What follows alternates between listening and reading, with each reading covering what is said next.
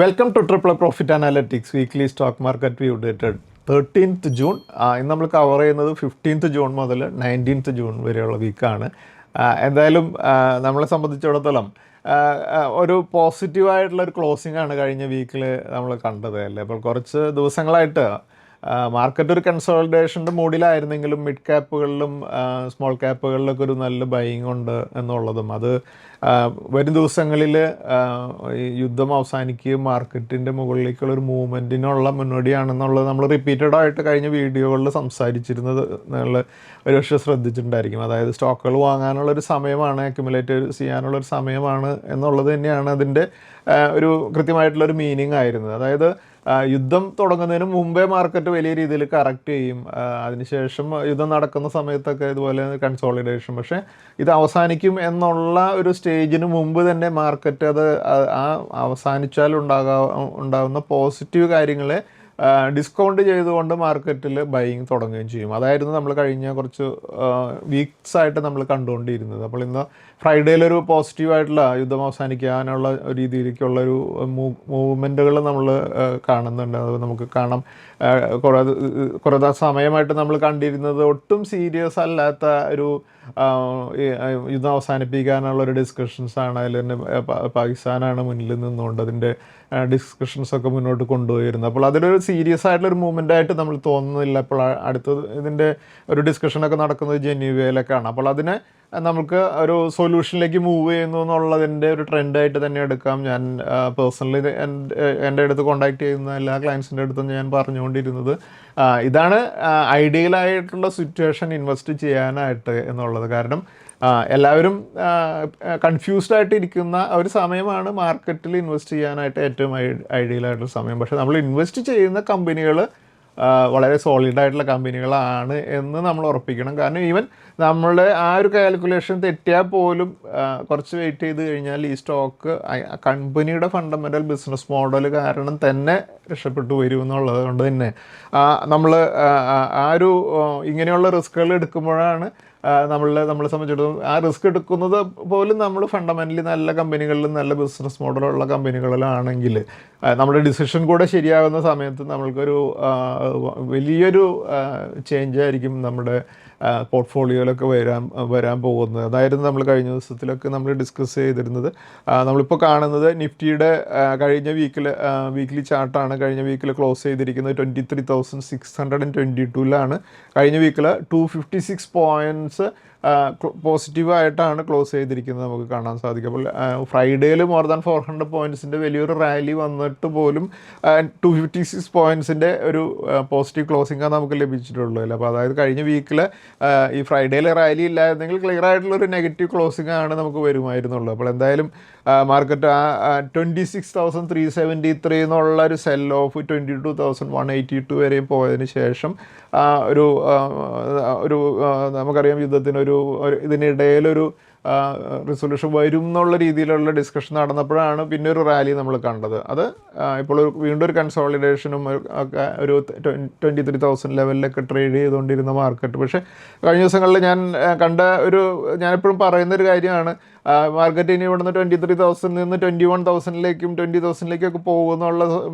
പല ന്യൂസുകളും സോഷ്യൽ മീഡിയയിലും പല ഗ്രൂപ്പുകളിലൊക്കെ നമ്മൾ കാണുന്നുണ്ടായിരുന്നു. അത് കൃത്യമായിട്ടും ട്രേഡേഴ്സിനെ അതുപോലെ തന്നെ ഇൻവെസ്റ്റേഴ്സിനെയും പാനിക്കാക്കാനായിട്ടും അതുപോലെ തന്നെ പലരെയും ട്രാപ്പ് ചെയ്യാൻ വേണ്ടിയിട്ടുള്ള ന്യൂസുകളാണെന്ന് നമ്മൾ എക്സ്പീരിയൻസ്ഡ് ആയിട്ടുള്ളവർക്ക് കണ്ടാൽ അറിയാൻ സാധിക്കും. അപ്പോൾ അത് തന്നെയാണ് ഞാൻ എൻ്റെ വീഡിയോസിലൂടെയും പറഞ്ഞുകൊണ്ടിരുന്നൊരു പോയിന്റ്. പക്ഷേ ഇനി അധികം എക്സ്പീരിയൻസ് ഇല്ലാത്തവരെ സംബന്ധിച്ചിടത്തോളം പാനിക് ആകുക തന്നെ ചെയ്യും. അത് അവരെ സംബന്ധിച്ചിടത്തോളം ഇത് ഇങ്ങനെയുള്ള നെഗറ്റീവ് ന്യൂസുകൾ കൂടുതൽ പ്ലാൻഡ് ചെയ്യുന്നതാണ് സോഷ്യൽ മീഡിയയിലും അതുപോലെ തന്നെ മീഡിയയിലൂടെയൊക്കെ എന്നുള്ളതാണ്. അവർ ഓപ്പോസിറ്റ് പൊസിഷൻസ് കിട്ടുന്നതിന് വേണ്ടിയിട്ട് തന്നെ ചെയ്യുന്നതാണ്. അപ്പോൾ അത് മനസ്സിലാക്കുക. അവിടെ ഞാനെപ്പോഴും പറയുന്നൊരു പോയിൻ്റാണ് ഫ്യൂച്ചേഴ്സ് ആൻഡ് ഓപ്ഷൻസിൽ ഇങ്ങനെയുള്ള ട്രാപ്പുകളൊന്നും വീഴാതെ നല്ല സ്റ്റോക്കുകളിൽ ഇൻവെസ്റ്റ് ചെയ്ത് ഇതുപോലെയുള്ള എല്ലാ ഗെയിംസിൻ്റെ ഇടയിലൂടെ നമ്മൾ വെൽത്ത് ബിൽഡ് ചെയ്യുക എന്നുള്ള വളരെ സേഫായിട്ടുള്ളൊരു ഓപ്ഷനാണ് ട്രിപ്പിൾ പ്രോഫിറ്റ് അനാലിറ്റിക്സ് എന്നുള്ള നമ്മുടെ സ്ഥാപനം എല്ലാവരും എഡ്യൂക്കേറ്റ് ചെയ്യുന്നതും അതിനുള്ള റെക്കമെൻഡേഷൻസിൻ്റെ ഷോർട്ട് ടൈം ആണെങ്കിലും മീഡിയം ടൈം ആണെങ്കിലും ലോങ് ടൈമിലേക്കുള്ള റെക്കമെൻഡേഷൻസിൻ്റെ പാക്കേജുകളാണ് ഞങ്ങൾ നൽകുന്നതും. അപ്പോൾ കഴിഞ്ഞ ദിവസത്തിൽ ഞങ്ങൾ വളരെ ഒരു വളരെ വിലക്കുറവിൽ ഒരു 5,000 റുപ്പീസിന് 5 സ്റ്റോക്സിൻ്റെ കിഡ്സിന് വേണ്ടിയിട്ട് പാരൻസിന് ഇൻവെസ്റ്റ് ചെയ്ത് നൽകാവുന്ന ഒരു ഒരു 5 സ്റ്റോക്കിൻ്റെ ഒരു പാക്കായിട്ട് ഞങ്ങൾ നൽകുകയുണ്ടായി. അപ്പോൾ അത് ഞാൻ വിചാരിച്ചതിലൊക്കെ കൂടുതൽ പേര് അതിൽ ആ പാക്ക് എടുത്ത് ഇൻവെസ്റ്റ് ചെയ്യുന്നത് കണ്ടു. എന്തായാലും അതൊരു വളരെ പോസിറ്റീവായിട്ടുള്ളൊരു ട്രെൻഡായിട്ട് തന്നെയാണ് ഞാൻ കണ്ടത്. കാരണം നമ്മൾ വേണം, പാരൻസ് വേണം കുട്ടികളെ എഡ്യൂക്കേറ്റ് ചെയ്യാനായിട്ട്. അത് സ്റ്റോക്ക് മാർക്കറ്റ് സ്പെക്കുലേറ്റ് ചെയ്യാനോ അല്ലെങ്കിൽ ട്രേഡ് ചെയ്യാനോ ഉള്ളതല്ല എന്നും അവിടെ ഇൻവെസ്റ്റ് ചെയ്യാനായിട്ട് ചെറിയ എമൗണ്ട് ആണെങ്കിൽ ചെറിയ എമൗണ്ട് അത് ഇൻവെസ്റ്റ് ചെയ്യുക, അത് അങ്ങനെ അതിനെ ഗ്രോ ചെയ്ത് കൊണ്ടുവന്ന് അവരെ പഠിപ്പിച്ച് ഒരു ഏണിങ് കപ്പാസിറ്റി ആകുന്ന സമയത്ത് അവർ സ്പെക്കുലേഷനിലേക്ക് പോകാതെ അവർക്ക് ലഭിക്കുന്ന ഈവൻ ഫസ്റ്റ് സാലറിയിൽ നിന്ന് പോലും ഇക്വിറ്റിയിലേക്ക് അല്ലെങ്കിൽ മ്യൂച്വൽ ഫണ്ടിലേക്ക് ഇൻവെസ്റ്റ് ചെയ്യുന്ന ഒരു രീതിയിൽ അവരെ നമ്മൾ പഠിപ്പിച്ചെടുക്കുക എന്നുള്ളത് നമ്മുടെ റെസ്പോൺസിബിലിറ്റിയാണ്. അല്ലെങ്കിൽ അവർ ട്രേഡിംഗ് അല്ലെങ്കിൽ സ്പെക്കുലേഷനിലൂടെ വലിയ നഷ്ടങ്ങൾ വരുത്തിയതിന് ശേഷം അവരതുപോലെ നഷ്ടം വരുത്തിയെന്ന് പാരൻസ് മറ്റുള്ളവരുടെ അടുത്ത് പറയുന്നത് ഞാൻ പലപ്പോഴും കേട്ടിട്ടുണ്ട്. അപ്പോൾ അതിന് മേജറായിട്ടുള്ള മിസ്റ്റേക്ക് ചെയ്തിരിക്കുന്ന പാരൻസ് ആണെന്ന് മനസ്സിലാക്കുക. അവർ പഠിപ്പിക്കേണ്ട കാര്യം പഠിപ്പിക്കാതിരിക്കുന്നത് കൊണ്ട് അവർ മിസ്റ്റേക്ക് ചെയ്യുമ്പോൾ അതിന് ചൂണ്ടിക്കാണിക്കാനായിട്ട് നമ്മൾ പോയിട്ടുണ്ടെങ്കിൽ ഒരുപക്ഷെ കുട്ടികൾ വലിയ നഷ്ടങ്ങൾ വരുത്തും. അത് പലപ്പോഴും പേരൻസ് തന്നെയായിരിക്കും അതിൻ്റെ റെസ്പോൺസിബിലിറ്റി എടുക്കേണ്ടി വരും. അപ്പോൾ ആ റെസ്പോൺസിബിലിറ്റി കൃത്യമായിട്ട് ഇൻവെസ്റ്റ്മെൻറ്റ് ചെയ്യാനുള്ള റെസ്പോൺസിബിലിറ്റി നമ്മൾ പഠിപ്പിക്കാതിരിക്കുമ്പോൾ അതിൻ്റെ ഫിനാൻഷ്യൽ ലോസ് അവസാനം പാരൻസിൻ്റെ കയ്യിലേക്ക് തന്നെയാണ് വരിക എന്നുള്ള ഒരു റിയാലിറ്റി കൂടെ ഉണ്ട്. അപ്പോൾ അത് റിയലൈസ് ചെയ്തുകൊണ്ട് കുറേ പേര് അത് എടുക്കുകയും അവർ ആ ഇൻവെസ്റ്റ്മെൻറ്റ് അത് സെപ്പറേറ്റ് അക്കൗണ്ടൊക്കെ ക്രിയേറ്റ് ചെയ്തുകൊണ്ട് തന്നെ പലരും കുട്ടികൾക്ക് വേണ്ടിയിട്ട് ഇൻവെസ്റ്റ് ചെയ്യുകയും ചെയ്തിട്ടുണ്ട്. അപ്പോൾ എല്ലാം ഞങ്ങൾ കൊടുത്തിരിക്കുന്ന 5 സ്റ്റോക്കുകളും വളരെ ഫണ്ടമെൻ്റലി നല്ല സ്റ്റോക്കുകളാണ്. അത് തന്നെ അതിലൊരു റിപ്പോർട്ടെല്ലാം വായിച്ചു കഴിഞ്ഞാൽ ആ കമ്പനി എന്ത് ചെയ്യുന്നു, ഏത് ഇൻഡസ്ട്രിയിൽ നിന്നുള്ളതാണെന്നും അതിൻ്റെ ഫിനാൻഷ്യൽ കാര്യങ്ങളെല്ലാം മനസ്സിലാക്കിയതിന് ശേഷം അതിൻ്റെ ചാർട്ട് നോക്കാനൊക്കെ പഠിച്ച് അറ്റ്ലീസ്റ്റ് ഒരു കമ്പനി ഇൻവെസ്റ്റ് ചെയ്യുന്നതിന് മുമ്പ് ഒരു 360 ഡിഗ്രി നമുക്കൊരു കമ്പനിയുടെ പറ്റി പഠിക്കാനും നോക്കാനായിട്ടും മുമ്പത്തെ പോലെയൊന്നല്ല. ഇന്ന് വളരെ ഈസി ആയിട്ട് ചെയ്യാനുള്ള ഈവൻ NSE-യുടെ BSE-യുടെ വെബ്സൈറ്റിൽ പോയാൽ പോലും നമ്മൾ ആ കമ്പനിയുടെ ബേസിക് ഇൻഡസ്ട്രിയും അല്ല അതിൻ്റെ ഇൻഡസ്ട്രിയുടെ ബൈഫർക്കേഷൻസും തൊട്ട് എല്ലാ ഡീറ്റെയിൽസും ഫിനാൻഷ്യൽസ് എല്ലാം റേഷ്യോസ് എല്ലാം ഇതെല്ലാം അവൈലബിൾ ആണ് ഇന്ന്. അപ്പോൾ അതുകൊണ്ട് ഒരു കമ്പനിയെ പറ്റി പഠിച്ചതിന് ശേഷം ഇൻവെസ്റ്റ് ചെയ്യാനായിട്ടാണ് നമ്മൾ ബേസിക്കലി നമ്മുടെ കുട്ടികളെ പഠിപ്പിക്കേണ്ടത്. അപ്പോൾ നമ്മൾ സെൻസെക്സ് നോക്കൂ, സെൻസെക്സ് ആണെങ്കിലും 1284 പോയിൻറ്റ്സിൻ്റെ വലിയൊരു റാലിയോടുകൂടി 75,527 വന്ന് ക്ലോസ് ചെയ്തിരിക്കുന്നത്. മിഡ് ക്യാപ് ഇൻഡെക്സ് നമ്മൾ കണ്ടതാണ് കഴിഞ്ഞ 2 ആഴ്ച മുമ്പ് 62,907 ഒരു ലൈഫ് ടൈം ഹൈ ടെസ്റ്റ് ചെയ്തതിന് ശേഷം ഇപ്പോൾ കഴിഞ്ഞ വീക്കിൽ അതിന് ശേഷം നമ്മളൊരു 59,800 ലെവലിലേക്ക് ഒരു കറക്ഷൻ കണ്ടു. പക്ഷേ കഴിഞ്ഞ വീക്കിൽ വീണ്ടും ഒരു മാർക്കറ്റ് റീബൗണ്ട് ചെയ്തപ്പോൾ 60,768 വന്ന് 13 പോയിൻറ്റ്സ് കൂടെ ആഡ് ചെയ്താണ് ക്ലോസ് ചെയ്തിരിക്കുന്നത്. അതുപോലെ തന്നെയാണെങ്കിൽ സ്മോൾ ക്യാപ്പ് ഇൻഡെക്സ് കഴിഞ്ഞ വീക്കിൽ 87 പോയിൻറ്റ് കൂടെ ആഡ് ചെയ്ത് 18,197 വന്ന് ക്ലോസ് ചെയ്തിരിക്കുന്നത് നമുക്ക് കാണാൻ സാധിക്കും. അപ്പോൾ ഞാൻ ഇപ്പോൾ പറഞ്ഞതിൻ്റെ ഒരു വിഷ്വൽ നിങ്ങൾക്ക് കാണാനായിട്ട് ഞാൻ ഒരു ചാർട്ട് നമ്മുടെ ഒരു നിഫ്റ്റിയുടെ ഒരു സെൻറ്റിമെൻറ്റ്സ് നിങ്ങൾക്ക് കൃത്യമായിട്ട് ഈ ചാർട്ടിൽ കാണാൻ സാധിക്കും. നമുക്കൊരു നിഫ്റ്റിയിൽ നമുക്ക് കാണാം യുദ്ധത്തിൻ്റെ കുറച്ച് ദിവസത്തേക്ക് ഒരു സീസ് ഫയർ ഡിക്ലെയർ ചെയ്തതിന് ശേഷം യുദ്ധം തുടങ്ങിയ സമയത്താണ് റെഡ് ആയിട്ടുള്ള വലിയൊരു ക്രാഷ് നടക്കുന്നതെന്നുണ്ടെങ്കിൽ സീസ് ഫയർ ഡിക്ലെയർ ചെയ്തതിന് ശേഷമാണ് ഗ്രീൻ സെൻറ്റിമെൻറ്റ്സിലേക്ക് മാർക്കറ്റ് മൂവ് ചെയ്തത്. പക്ഷേ അതിനുശേഷം വീണ്ടും അതൊരു സൊല്യൂഷനിലേക്ക് പോകാതിരുന്നപ്പോൾ ഒരു നെഗറ്റീവ് സെൻറ്റിമെൻറ്റിലേക്ക് മാർക്കറ്റ് മൂവ് ചെയ്യുന്നത് പോലെ തോന്നി എന്നുണ്ടെങ്കിലും ഇപ്പോഴത്തെ ഒരു ഡിസ്കഷൻ സീരിയസ് ആയിട്ടുള്ളൊരു ഡിസ്കഷനിലേക്ക് മൂവ് ചെയ്യുന്നു എന്ന് പറയുന്നതോടുകൂടി കഴിഞ്ഞ ദിവസത്തിൽ നിഫ്റ്റി അടുത്ത ഒരു മൂവ്മെൻറ്റോട് കൂടി ഒരു 25,000 ലെവലിലേക്ക് മൂവ് ചെയ്യാനുള്ള ഒരു സെൻറ്റിമെൻറ്റ്സാണ് ഞാൻ എൻ്റെ അനാലിസിസിൽ നിന്ന് മനസ്സിലാക്കുന്നത്. അതായത് ഒരു ഫോളിംഗ് വെഡ്ജ് പാറ്റേൺ എന്നുള്ളൊരു ടെക്നിക്കൽ ആയിട്ടുള്ളൊരു പാറ്റേൺ കൂടെയുണ്ട്. അപ്പോൾ അവിടെ നിന്ന് സ്റ്റോക്ക് നിഫ്റ്റി ഒരു ബ്രേക്കൗട്ട് ഇവിടെ നിന്ന് ലഭിച്ചാൽ അതിനുള്ള പോസിബിലിറ്റി ഈ ഒരു ജിയോ പൊളിറ്റിക്കൽ ടെൻഷൻസ് കുറയുകയാണെങ്കിൽ അവിടെ നിന്ന് വരികയും ചെയ്യും. അപ്പോൾ ഒരു 25,000 ഒരു മൂവ്മെൻറ്റാണ് നമുക്ക് പ്രതീക്ഷിക്കാവുന്നത്. ഞാനെപ്പോഴും നിഫ്റ്റിയുടെ ലെവൽസ് പറയുന്നത് ഒരിക്കലും നിങ്ങൾ ഓപ്ഷൻസോ ഫ്യൂച്ചേഴ്സോ ട്രേഡ് ചെയ്യാൻ വേണ്ടിയല്ല എന്നുള്ളൊരു കോഷൻ ഞാൻ പിന്നെയും പറയുകയാണ്. നിഫ്റ്റിയിൽ ഫ്യൂച്ചറും ഓപ്ഷൻ ട്രേഡ് ചെയ്താൽ ലോസ് വരാനുള്ള സാധ്യത 90-95% ഉണ്ടാകും. കാരണം ഈവൻ ഒരു പക്ഷേ 25,000ലേക്ക് മൂവ് ചെയ്യുന്നത് ഈ മാസം ആവണമെന്നില്ല, അടുത്ത മാസം ആവാം. അപ്പോഴേക്കും ഓപ്ഷൻസ് കോൾ ഓപ്ഷൻസ് വാങ്ങി വെച്ചിട്ടുണ്ടെങ്കിൽ അത് സീറോ ആയി പോയിട്ടുണ്ടാകും. അതുകൊണ്ടാണ് ഓപ്ഷൻസിലേക്ക് അല്ലെങ്കിൽ ഫ്യൂച്ചേഴ്സിലേക്ക് റീറ്റെയിൽ ക്ലയൻസ് പോകാതെ സ്റ്റോക്കുകളിൽ അവർക്ക് പൊസിഷൻസ് ഹോൾഡ് ചെയ്യുന്നതിനും അല്ലെങ്കിൽ ആഡ് ചെയ്യുന്നതിനൊക്കെയാണ് ഇങ്ങനെയുള്ള നിഫ്റ്റിയുടെ വ്യൂവിനെ കുറിച്ച് ഞാൻ എൻ്റെ വീഡിയോസിൽ ഡിസ്കസ് ചെയ്യുന്നത്. എൻ്റെ വീഡിയോസ് പലരെയും ഇൻസ്പയർ ചെയ്യാറുണ്ട്. പലപ്പോഴും ഒരു മോട്ടിവേഷണൽ വീഡിയോ ആണ് എന്നൊക്കെ പലരും സംസാരിക്കാറുണ്ട്. അപ്പോൾ ഞാനതിൽ നമ്മൾ പലപ്പോഴും യങ്സ്റ്റേഴ്സ് ആയിട്ടുള്ള പലരും എൻ്റെ വീഡിയോസ് റെഗുലറായിട്ട് ഫോളോ ചെയ്യുന്നുണ്ട്. അപ്പോൾ അതിൽ എനിക്ക് ഒരു വളരെ സന്തോഷം തോന്നിയൊരു കാര്യം ഞാൻ കഴിഞ്ഞ ആഴ്ചയിലുണ്ടായി. ഞാനത് നിങ്ങളായിട്ട് ഷെയർ ചെയ്യുകയാണ്.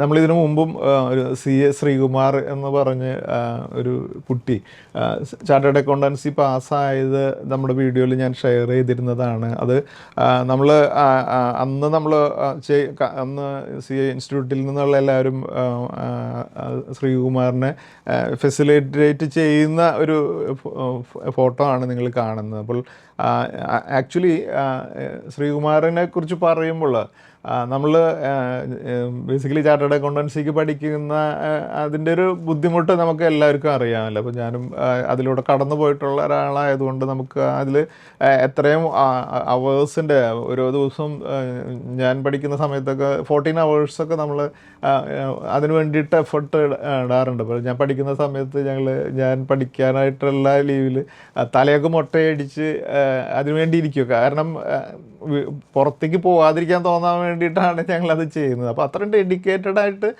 നമ്മൾ ഫിസിക്കലി ഇത്രയും ആക്റ്റീവായിട്ടുള്ള ആൾക്കാർ പോലും നമുക്ക് അതിലൂടെ കടന്നു പോകുക എന്നുള്ളതൊരു വലിയൊരു ടാസ്ക് തന്നെയാണ് സത്യത്തിൽ. അപ്പോൾ അതിലൂടെ കടന്നു പോയത് ആയതുകൊണ്ട് എനിക്ക് CAയിലേക്ക് ഈ ശ്രീകുമാറിൻ്റെ കാര്യം പറയുകയാണെങ്കിൽ 70% ഫിസിക്കൽ ഡിസബിലിറ്റിയാണ് അദ്ദേഹത്തിന്. ലോക്കോമോട്ടോർ ഡിസബിലിറ്റി ഉള്ളൊരു കുട്ടിയാണ്. അപ്പോൾ അദ്ദേഹത്തിന് ഈവൻ മൗസ് പിടിക്കാൻ പോലും ബുദ്ധിമുട്ടാണെന്നുള്ളത് നിങ്ങൾ മനസ്സിലാക്കണം. അപ്പോൾ അദ്ദേഹത്തിൻ്റെ ഫാമിലിയുടെ സപ്പോർട്ടോടു കൂടി അത്രയധികം ബുക്സ് വരെയും പിടിച്ചു കൊടുത്തിട്ട് പോലും വായിച്ചുമൊക്കെയാണ് പാരൻസിൻ്റെ സപ്പോർട്ടോടു കൂടിയാണ് ശ്രീകുമാർ CAക്ക് പഠിച്ചിരുന്നത്. പുത്തൻചിറ എന്ന് പറഞ്ഞ തൃശ്ശൂരിൽ അടുത്തുള്ള തൃശ്ശൂർ ഡിസ്ട്രിക്റ്റിലുള്ള ഒരു സ്ഥലത്ത് നിന്നുള്ളൊരു വില്ലേജിൽ നിന്നുള്ള കുട്ടിയാണ്. അപ്പോൾ അദ്ദേഹം കഴിഞ്ഞ വീക്കിൽ 1 വർഷത്തോളമായി പാസ്സായിട്ട് അതിന് ശേഷം പലയിടത്തും എംപ്ലോയ്മെൻറ്റ് ശ്രമിക്കുമ്പോൾ അദ്ദേഹത്തിൻ്റെ പ്രശ്നം കാരണം കൊണ്ട് പലരും അതിന് സപ്പോർട്ട് അദ്ദേഹത്തിന് ഒരു ജോയിൻ ചെയ്യാൻ സാധിക്കുന്നുണ്ടായിരുന്നില്ല. അപ്പോൾ ഞാനും പലയിടത്തും ശ്രമിച്ചിരുന്നു. പക്ഷേ വലിയ ബുദ്ധിമുട്ടായിരുന്നു അങ്ങനെ ഒരു സ്ഥലത്ത് എവിടെയെങ്കിലും ലഭിക്കാനായിട്ട്. പക്ഷേ കഴിഞ്ഞ 1-ാം തീയതി ഏറ്റവും സന്തോഷം ഉണ്ടായതുകൊണ്ട് ശ്രീകുമാർ എന്നെ വിളിച്ചു പറഞ്ഞു, റോയിട്ടേഴ്സ് എന്നുള്ള വളരെ പ്രസ്റ്റീജിയസ് ആയിട്ടുള്ളൊരു ഓർഗനൈസേഷനിൽ ആൾ ജോയിൻ ചെയ്യുകയാണെന്നുള്ള കാര്യം. അപ്പോൾ എനിക്ക് സത്യത്തിൽ വലിയ സന്തോഷം തോന്നി. കാരണം ഞാൻ എൻ്റെ വീഡിയോസൊക്കെ ഞാൻ ആളായിട്ട് ഷെയർ ചെയ്യാറുണ്ട്. അപ്പോൾ അത് വീഡിയോ ഒക്കെ കണ്ട് ആൾ വളരെ ഇൻസ്പയർഡായിട്ട് പറയാറുണ്ട്. കാരണം ഞാൻ അദ്ദേഹത്തിനോട് പറഞ്ഞൊരു കാര്യം, എൻ്റെ ക്ലയൻസിൽ ഞാൻ ഈവൻ ജീവിതത്തിൽ വർക്ക് ചെയ്യുന്ന സമയത്ത് തൊട്ട് പലരും നമുക്കറിയാം ഫിസിക്കലി മൂവ് ചെയ്യാൻ പറ്റാത്തവർക്ക് പലപ്പോഴും സ്റ്റോക്ക് മാർക്കറ്റ് എന്നുള്ള അവരുടെ മുമ്പിൽ വേറെ വഴികളില്ലാതാകുമ്പോൾ അവർ സ്റ്റോക്ക് മാർക്കറ്റിൽ അബദ്ധങ്ങൾ ചെയ്യാതെ കൃത്യമായിട്ട് സക്സസ്ഫുള്ളായിട്ടുള്ള രീതിയിൽ ചെയ്യാനായിട്ട് ശ്രമിക്കുന്നതുകൊണ്ട് തന്നെ അവർ വളരെ കോൺസെൻട്രേറ്റ് ആയിട്ടാണ് ചെയ്യുന്നത്. കാരണം അവർക്ക് വേറെ ഒന്നും ചെയ്യാൻ സാധിക്കില്ല. എനിക്കൊരു ജീവിതത്തിൽ ഞാൻ വർക്ക് ചെയ്യുന്ന സമയത്ത് ഒരു ക്ലയൻറ്റ് ഉണ്ടായിരുന്നു, ജീവിതത്തിൻ്റെ ഒരു ക്ലയൻറ്റ് ഉണ്ടായിരുന്നു. അവർ ബെഡ് റിഡൺ ആണ്, പക്ഷേ നല്ല സ്റ്റോക്കുകളെ മനസ്സിലാക്കി അതിൽ ഇൻവെസ്റ്റ് ചെയ്യുകയും അതിൽ നിന്ന് കിട്ടുന്ന ഇൻകം കൊണ്ട് ജീവിക്കുകയും ചെയ്യുന്ന ഒരു വ്യക്തി ഉണ്ടായിരുന്നു. അപ്പോൾ അവർക്ക് അതേ പറ്റുള്ളൂ എന്ന് പറയുമ്പോൾ അവർ അതിൽ സക്സസ്ഫുള്ളായിട്ട് ഫോമില്ല. അപ്പോൾ ഞാനന്ന് നൽകുന്ന സ്വിംഗ് ഡെലിവറി റെക്കമെൻഡേഷൻസ് വളരെ നല്ലതാണെന്നുള്ളതും അതിൽ കൃത്യമായിട്ടൊരു 15% പ്രോഫിറ്റ് കിട്ടും എന്നുള്ളത് മനസ്സിലാക്കിയതിന് ശേഷം ഞാൻ നൽകുന്ന ആ സ്റ്റോക്കുകളിൽ പ്രോഫിറ്റ് നേടിയതിന് ശേഷം എൻ്റെ അടുത്ത് അത് കമ്മ്യൂണിക്കേറ്റ് ചെയ്യാറുമുണ്ട്. ഞാൻ ഇതുകൊണ്ടാണ് ജീവിക്കുന്നത് എന്നുള്ളൊരു ഒരിക്കലും അത് കൃത്യമായിട്ട് കമ്മ്യൂണിക്കേറ്റ് ചെയ്യുകയും ചെയ്തിട്ടുണ്ട്. അപ്പോൾ ഞാനിത് ഈ ഒരു കാര്യം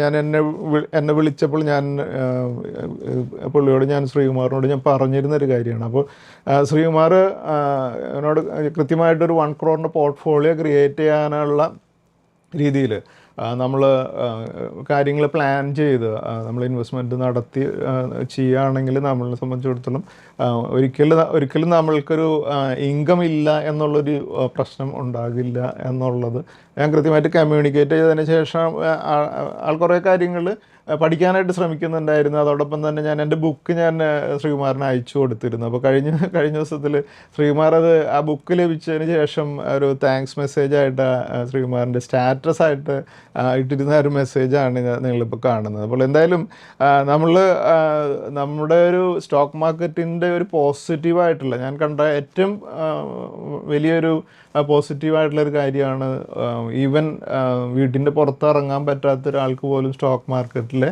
ഇൻവെസ്റ്റ്മെൻറ്റിലൂടെ, ഞാൻ ഒന്നുകൂടെ വീണ്ടും പറയുന്നു, ഇൻവെസ്റ്റ്മെൻറ്റിലൂടെ സ്പെക്കുലേറ്റ് ചെയ്തോ ട്രേഡ് ചെയ്തല്ല എന്ന് ഞാൻ വീണ്ടും പറയുന്നത് എന്താണെന്ന് വെച്ചിട്ടുണ്ടെങ്കിൽ ഇതിൻ്റെ രണ്ടിൻ്റെയും റിസൾട്ട് ടോട്ടലി ഡിഫറെൻ്റാണ്. ഡിസാസ്ട്രസ് ആയിരിക്കും നിങ്ങൾ ഓപ്ഷൻ ട്രേഡിംഗ് എന്നൊക്കെ ഉള്ള രീതിയിലേക്ക് പോയി കഴിഞ്ഞാൽ. അതുകൊണ്ട് ഇൻവെസ്റ്റ്മെൻ്റ് എന്നുള്ള ആംഗിളിലേക്ക് പോവുകയാണെങ്കിൽ നമുക്ക് കൃത്യമായിട്ട് അതിനെ അനലൈസ് ചെയ്ത് അവിടെ നല്ല സ്റ്റോക്കുകളിൽ ഇൻവെസ്റ്റ് ചെയ്താൽ ഒരുപക്ഷെ നമ്മൾ ചില സ്റ്റോക്കുകളിൽ നമ്മൾ പ്രൈസിൻ്റെ ഫ്ലക്ച്വേഷൻ മൂലം അതിൽ കുടുങ്ങി പോവുകയൊക്കെ ചെയ്യും. അത് ഇതിൻ്റെ ഭാഗമാണ്. പക്ഷേ നല്ല സ്റ്റോക്കുകളാണെങ്കിൽ അത് തീർച്ചയായിട്ടും ഓവർ പീരീഡ് തിരിച്ചു വരും എന്നുള്ള ഒരു ബേസിക് കോൺഫിഡൻസോടുകൂടി നിന്നാൽ നിങ്ങൾക്ക് സ്റ്റോക്ക് മാർക്കറ്റിൽ നല്ല രീതിയിൽ പ്രോഫിറ്റ് നേടാൻ സാധിക്കും.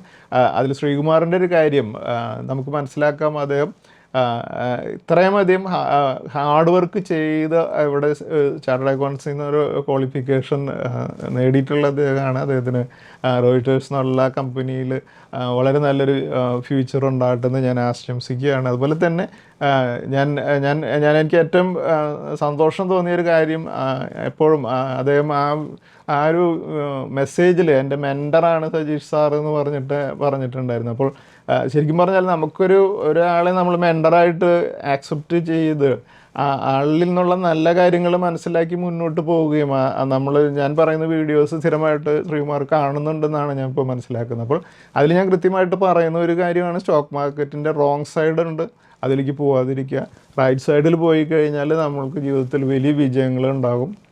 അത് നമ്മൾ കൃത്യമായിട്ട് ഫോളോ ചെയ്ത് സക്സസ് ആവാനായിട്ട് ശ്രമിക്കുക. അപ്പോൾ ശ്രീകുമാറിൻ്റെ ഒരു കാര്യം ഞാനിപ്പോഴും വീട്ടിലെല്ലാം ഞങ്ങളുടെ ഫാമിലി ഗെറ്റ് ടുഗദറിലൊക്കെ പറയുന്നൊരു കാര്യമാണ്. കാരണം നമ്മൾ CA ഒക്കെ ചെയ്യുന്നവർ പറയും വലിയ ബുദ്ധിമുട്ടാണ് പഠിക്കാനും പാസ്സാവാനെന്ന് പറയുമ്പോൾ ശ്രീകുമാർ അത് ചെയ്തിട്ടുണ്ടെങ്കിൽ, ഇത്രയും പ്രശ്നങ്ങൾ ഉണ്ടായിട്ട് ചെയ്തിട്ടുണ്ടെങ്കിൽ, നമ്മൾ ആരെങ്കിലുമൊക്കെ എന്തെങ്കിലും എക്സ്ക്യൂസ് പലതിനും പറയുന്നുണ്ടെങ്കിൽ അവർ ശ്രീകുമാറിനെ കണ്ട് തന്നെ പഠിക്കണം. കാരണം ഒരു എക്സ്ക്യൂസും പറയാതെ ഇത്രയും ബുദ്ധിമുട്ടിയിട്ടും ശ്രീകുമാർ അത് പാസ്സാകുകയും ഇപ്പോൾ ജോലിയിൽ കയറുകയും ചെയ്തിട്ടുണ്ട്. അപ്പോൾ അതോടൊപ്പം തന്നെ നമ്മൾ എല്ലാ ചാർട്ടേഡ് അക്കൗണ്ട്സായിട്ടും ഒക്കെ കമ്മ്യൂണിക്കേറ്റ് ചെയ്യാനും യാതൊരു വിധത്തിൽ സങ്കോചം ഇല്ലാതെ ചെയ്യുന്നുണ്ട്. അപ്പോൾ ഞങ്ങളെന്തായാലും AAA പ്രോഫിറ്റ് അനലിറ്റിക്സിൻ്റെ എല്ലാ സഹായവും സഹകരണം ഞങ്ങൾ ശ്രീകുമാറിന് ഞങ്ങൾ തീർച്ചയായിട്ടും നൽകുകയും ചെയ്യും.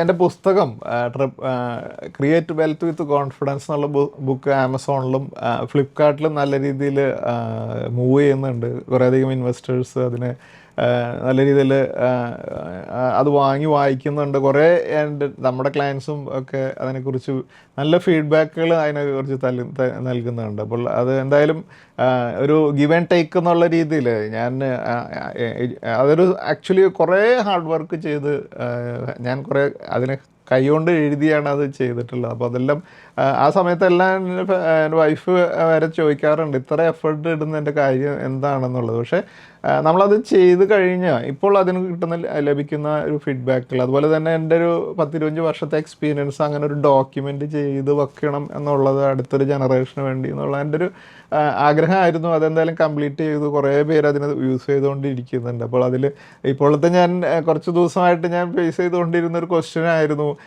നിങ്ങൾക്ക് വീഡിയോ ഒക്കെ മലയാളത്തിൽ ചെയ്തിട്ട് ബുക്ക് മലയാളത്തിൽ ചെയ്യാൻ എന്തുകൊണ്ടാണ് പറ്റാത്തത് എന്നുള്ളത് ചോദിച്ചു. പലരും എന്നെ ഫയർ ചെയ്യാൻ വരെ തുടങ്ങിയിരുന്നു. അപ്പോൾ ഞാനതിനൊരു സൊല്യൂഷൻ എന്താണ്, എനിക്ക് മലയാളം കൃത്യമായിട്ട് എഴുതാൻ ബുദ്ധിമുട്ടുണ്ട്. അപ്പോൾ ഞാൻ അതിന് വേണ്ടിയിട്ട് ഞാനൊരാളെ കണ്ടുപിടിച്ച് അതിനെ ട്രാൻസ്ലേറ്റ് ചെയ്യാനുള്ള കാര്യങ്ങൾ അറേഞ്ച് ചെയ്തിട്ടുണ്ട്. വിത്തിൻ 2 months മലയാളം ബുക്കും ഇറങ്ങും. അതുപോലെ തന്നെ നമ്മുടെ ഈ ബുക്കിൻ്റെ ഹിന്ദി ട്രാൻസ്ലേഷൻ ഓൾമോസ്റ്റ് കംപ്ലീറ്റ് ആയിട്ടുണ്ട്. അപ്പോൾ അതിൽ ഹിന്ദിയിൽ ആക്ച്വലി ഇത് ട്രാൻസ്ലേറ്റ് ചെയ്ത് കഴിഞ്ഞപ്പോൾ വായിക്കുമ്പോൾ ഇത് കറക്റ്റ് അത് തന്നെയാണോ മീനിങ് എന്നുള്ളത് എനിക്ക് കൃത്യമായിട്ട് ഫോളോ ചെയ്യാൻ സാധിക്കുന്നുണ്ടായിരുന്നു. പക്ഷേ എൻ്റെ PA ആയിട്ടുള്ള ശശികുമാർ മേനോൻ, അദ്ദേഹം കുറേ സമയം പുറത്തൊക്കെ വർക്ക് ചെയ്തിട്ടുള്ള ആളായതുകൊണ്ട് തന്നെ ആളത് കൃത്യമായിട്ട് വായിച്ച് കറക്റ്റ് ചെയ്ത് ഹിന്ദി ഓൾമോസ്റ്റ് കംപ്ലീറ്റ് ആയിട്ടുണ്ട്. അപ്പോൾ ഞാൻ ശശികുമാറിന് പ്രത്യേകം താങ്ക്സ് പറയുകയാണ്. കാരണം ഞാൻ എന്തെങ്കിലും ചെയ്യുന്നുണ്ടെങ്കിൽ അത് ഒരു പെർഫെക്ഷനോടുകൂടി ചെയ്യണമെന്ന് ആഗ്രഹിക്കുന്നതാണ്. അപ്പോൾ അതുകൊണ്ട് ഹിന്ദിയിൽ പോകുമ്പോൾ എനിക്കറിയാം നോർത്ത് ഇന്ത്യയിലേക്ക് അത് വളരെ നല്ല രീതിയിൽ മൂവ് ചെയ്യും. കാരണം നമ്മൾ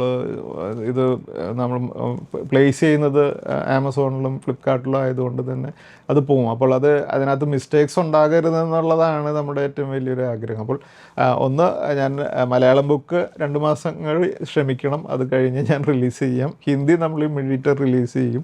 അതുപോലെ തന്നെ നിങ്ങൾ പറ്റുമെങ്കിൽ നമ്മുടെ കിഡ്സിനൊക്കെയും എൻ്റെ അടുത്ത് കഴിഞ്ഞ ദിവസം എൻ്റെ ഒരു ക്ലയൻറ്റ് 7 വയസ്സുള്ള മകന് 7ാം ക്ലാസ്സിൽ പഠിക്കുന്ന മകന് ഈ ബുക്ക് വാങ്ങിക്കൊടുത്ത് ആൾ വായിക്കുന്നുണ്ടെന്ന് പറഞ്ഞപ്പോൾ എനിക്കത് വളരെ നല്ല രീതിയിൽ ഞാൻ ചെയ്ത ഒരു എഫർട്ട് കൃത്യമായിട്ട് അതിൻ്റെ ഒരു ടാർഗറ്റ് ഓഡിയൻസിലേക്ക് പോകുന്നു എന്ന് പറയുന്നത് വളരെ സന്തോഷമുള്ള കാര്യമാണ്. അതുപോലെ നമുക്ക് ഈ യുദ്ധം അവസാനിക്കുന്നു എന്നുള്ളൊരു ന്യൂസ് വന്നതോടുകൂടി തന്നെ ക്രൂഡ് ഓയിലും വലിയ രീതിയിലുള്ള കറക്ഷൻ നമ്മൾ കണ്ടു. ഇപ്പോൾ കഴിഞ്ഞ ദിവസത്തിൽ ക്ലോസ് ചെയ്തിരിക്കുന്നത് $85.17 WTI ക്രൂഡ്. ഇത് ഇന്ത്യയെ സംബന്ധിച്ചിടത്തോളം വളരെ പോസിറ്റീവായിട്ടുള്ള കാര്യമാണ്. ഇന്ത്യൻ ഇൻവെസ്റ്റേഴ്സിനെ സംബന്ധിച്ചിടത്തോളം സ്റ്റോക്ക് മാർക്കറ്റ് വളരെ നല്ല രീതിയിൽ പെർഫോം ചെയ്യാൻ പോകുന്നു എന്നുള്ളതിൻ്റെ കൃത്യമായിട്ടുള്ളൊരു ഇൻഡിക്കേഷനാണ് ക്രൂഡ് ഓയിൽ വന്നിരിക്കുന്നത്. കാരണം നമ്മളെ സംബന്ധിച്ചിടത്തോളം ഏറ്റവും വലിയ റിസ്ക് ആയി നിന്നിരുന്ന ഒരു കാര്യമാണ് ക്രൂഡ് ഓയിലിൻ്റെ പ്രൈസ് സ്പൈക്ക് വന്നിരുന്നത്.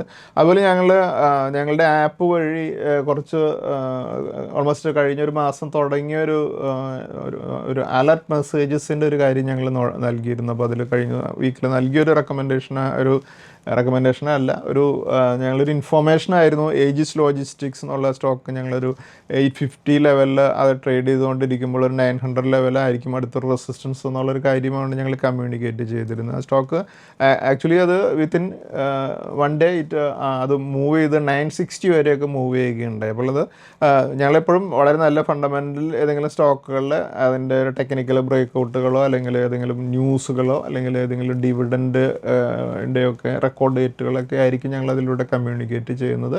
അതിന് പലർക്കും അവരുടെ കൂടെ ഇൻ്റലിജൻസ് അപ്ലൈ ചെയ്തതിന് ശേഷം അവർക്ക് ഉപയോഗിക്കാവുന്ന രീതിയിലുള്ള യൂസ്ഫുൾ ഇൻഫോർമേഷനാണ് ഞങ്ങളുടെ ആപ്പിലൂടെ നൽകുന്നത്. അത് നിങ്ങൾക്ക് കഴിയുമെങ്കിൽ ശ്രദ്ധിക്കുകയാണെങ്കിൽ അത് ഉപയോഗിക്കുന്നത് റെക്കമെൻഡേഷൻ എന്നുള്ള രീതിയിൽ ഉപയോഗിക്കുന്നവർ വളരെ ശ്രദ്ധിച്ചു വേണം അതിന് ഉപയോഗിക്കാനായിട്ട്. അതുപോലെ കഴിഞ്ഞ ദിവസത്തിൽ ഒരു മലയാളിയായിട്ടുള്ളൊരു ക്ലയൻ്റാണ്, ജർമ്മനിയിൽ നിന്ന് അദ്ദേഹം അയച്ചിരിക്കുന്ന ഒരു മെസ്സേജാണ്.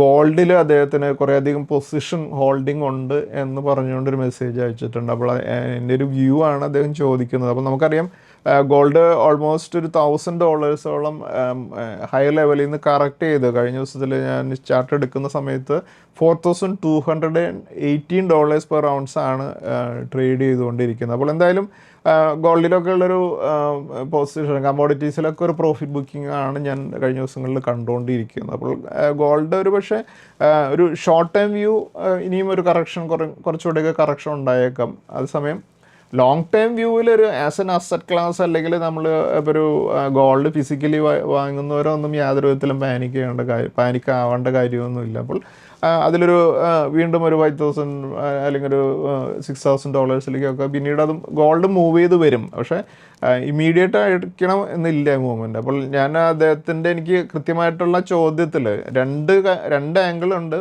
ഒന്ന് സ്പെക്കുലേറ്റീവ് അല്ലെങ്കിൽ ഫ്യൂച്ചേഴ്സ് ആൻഡ് ഓപ്ഷൻസിലൊക്കെ കമോഡിറ്റിയിലൊക്കെ പൊസിഷൻസ് ആണെന്നുണ്ടെങ്കിൽ വെരി ഡേഞ്ചറസ് ആണ് ആ സിറ്റുവേഷൻ.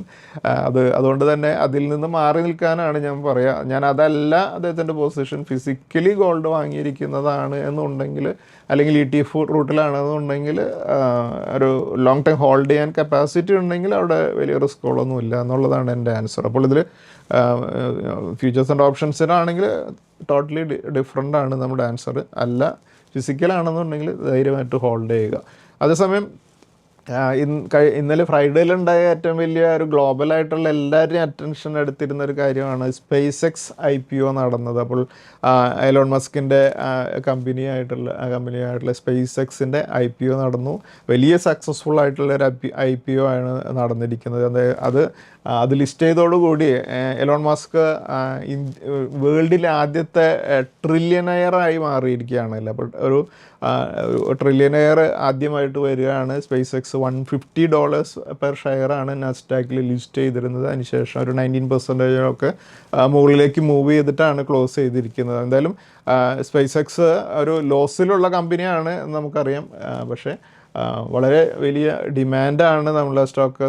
എലോൺ മസ്കിൻ്റെ ഒരു റെപ്യൂട്ടേഷൻ അനുസരിച്ച് അദ്ദേഹത്തിന് അതിനെ വലിയ സക്സസ് ആക്കാൻ പറ്റും എന്നുള്ള ഒരു എക്സ്പെക്റ്റേഷനാണ് ഇതിൽ ഇത്രയധികം ഒരു ബൈയിങ് വന്നിട്ടുള്ളത്. അപ്പോൾ ഞാൻ പറയുന്നത് ഒരു ട്രില്യൺ എന്ന് പറഞ്ഞു കഴിഞ്ഞാൽ ഒരു പക്ഷേ എത്ര സീറോ ഉണ്ടെന്ന് ചോദിച്ചു കഴിഞ്ഞാൽ നമ്മൾ നോക്കിക്കഴിഞ്ഞാൽ 12 സീറോസാണ് ഒരു ട്രില്യൺ ഉള്ളത്. അത്രയും US$ ആണ് അദ്ദേഹത്തിൻ്റെ വെൽത്ത് ഇപ്പോൾ വന്നിട്ടുള്ളത്. അപ്പോൾ ഇതിൻ്റെ ലിസ്റ്റിങ്ങോടുകൂടി അപ്പോൾ ഇതിലൊരു പോയിന്റ് ഞാൻ കമ്മ്യൂണിക്കേറ്റ് ചെയ്യാൻ ഉദ്ദേശിക്കുന്നത്, Elon Musk $1 trillion wealth create ചെയ്തിരിക്കുന്നത് ബേസിക്കലി അദ്ദേഹം ചെയ്തിരിക്കുന്ന കാര്യം സ്റ്റോക്ക് മാർക്കറ്റിൽ അദ്ദേഹത്തിൻ്റെ സ്റ്റോക്കുകൾ ലിസ്റ്റ് ചെയ്യുന്നതുകൊണ്ടാണ് ഇതുപോലെയുള്ള വെൽത്ത് ക്രിയേറ്റ് ചെയ്യാനായിട്ട് സാധിച്ചിട്ടുള്ളത്. അപ്പോൾ പലരും സ്റ്റോക്ക് മാർക്കറ്റിന് റിസ്ക് ആണെന്ന് പറഞ്ഞ് ഇഗ്നോർ ചെയ്യാറുണ്ടല്ലേ. അപ്പോൾ അതിനുശേഷം അവർ വലിയ വലിയ റിസ്ക്കുകളൊക്കെ ലൈഫിലെടുക്കും. പക്ഷേ സ്റ്റോക്ക് മാർക്കറ്റ് റിസ്കി ആണെന്ന് പറഞ്ഞ് അവിടെ മാറി നിൽക്കും. അപ്പോൾ ഞാൻ എപ്പോഴും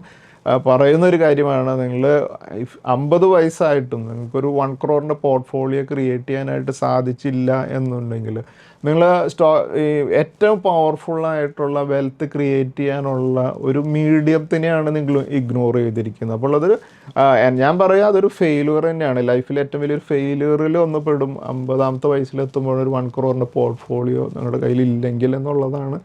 സ്റ്റോക്ക് മാർക്കറ്റിനെ കുറിച്ച് അറിഞ്ഞിട്ടും അത് ഇഗ്നോർ ചെയ്തുകൊണ്ട് ചെയ്യാതിരുന്നിട്ടുണ്ടെങ്കിൽ. അപ്പോൾ നമ്മൾ 50ാമത്തെ വയസ്സെത്തിയവരെ എനിക്ക് അഡ്വൈസ് ചെയ്യാൻ പറ്റില്ല. പക്ഷേ ഒരു 25 വയസ്സോ അല്ലെങ്കിൽ 30 വയസ്സിനോ താഴെയുള്ളവരോട് ഞാൻ കൃത്യമായിട്ട് കമ്മ്യൂണിക്കേറ്റ് ചെയ്യുന്നു. എലോൺ മസ്ക് ആണെങ്കിലും ഇന്ത്യയിലെ അദാനി ആണെങ്കിലും അംബാനി ആണെങ്കിലും, അല്ലെങ്കിൽ നിങ്ങൾ നോക്കിക്കഴിഞ്ഞാൽ നമ്മുടെ കേരളത്തിലേക്ക് വന്നു കഴിഞ്ഞാൽ വി-ഗാർഡിൻ്റെ പ്രൊമോട്ടേഴ്സ് ആണെങ്കിലും മണപ്പുറത്തിൻ്റെ പ്രൊമോട്ടേഴ്സ് ആണെങ്കിലും ഒക്കെ ഇവരെല്ലാം ഇത്രയും ആയിരക്കണക്കിന് കോടി ആസ്തിയിലേക്ക് എത്തിയിരിക്കുന്നത് അവരുടെ സ്റ്റോക്കുകളെല്ലാം സ്റ്റോക്ക് മാർക്കറ്റിൽ ലിസ്റ്റ് ചെയ്തിട്ടുള്ളതുകൊണ്ടാണ്. അപ്പോൾ അതിൽ ആ സ്റ്റോക്കുകൾ വാങ്ങി നമ്മുടെ പോർട്ട്ഫോളിയോയിൽ വെക്കാനും അതിൽ പാർട്ടിസിപ്പേറ്റ് ചെയ്യാനുള്ള ഓപ്ഷൻ നമ്മുടെ മുമ്പിൽ ഉണ്ടായിട്ടും നമ്മൾ മൈൻഡ് അതിലേക്ക് അപ്ലൈ ചെയ്യാതെ അത് എനിക്ക് പറ്റില്ല അല്ലെങ്കിൽ എനിക്ക് പറഞ്ഞിട്ടുള്ളതല്ല എന്ന് പറയുകയും അതിന് ഒന്നുകിൽ നമ്മൾ ഫിക്സഡ് ഡെപ്പോസിറ്റിലേക്ക് ഇടും അല്ലെങ്കിൽ ഏതെങ്കിലും സ്ഥലം വാങ്ങി വെക്കും.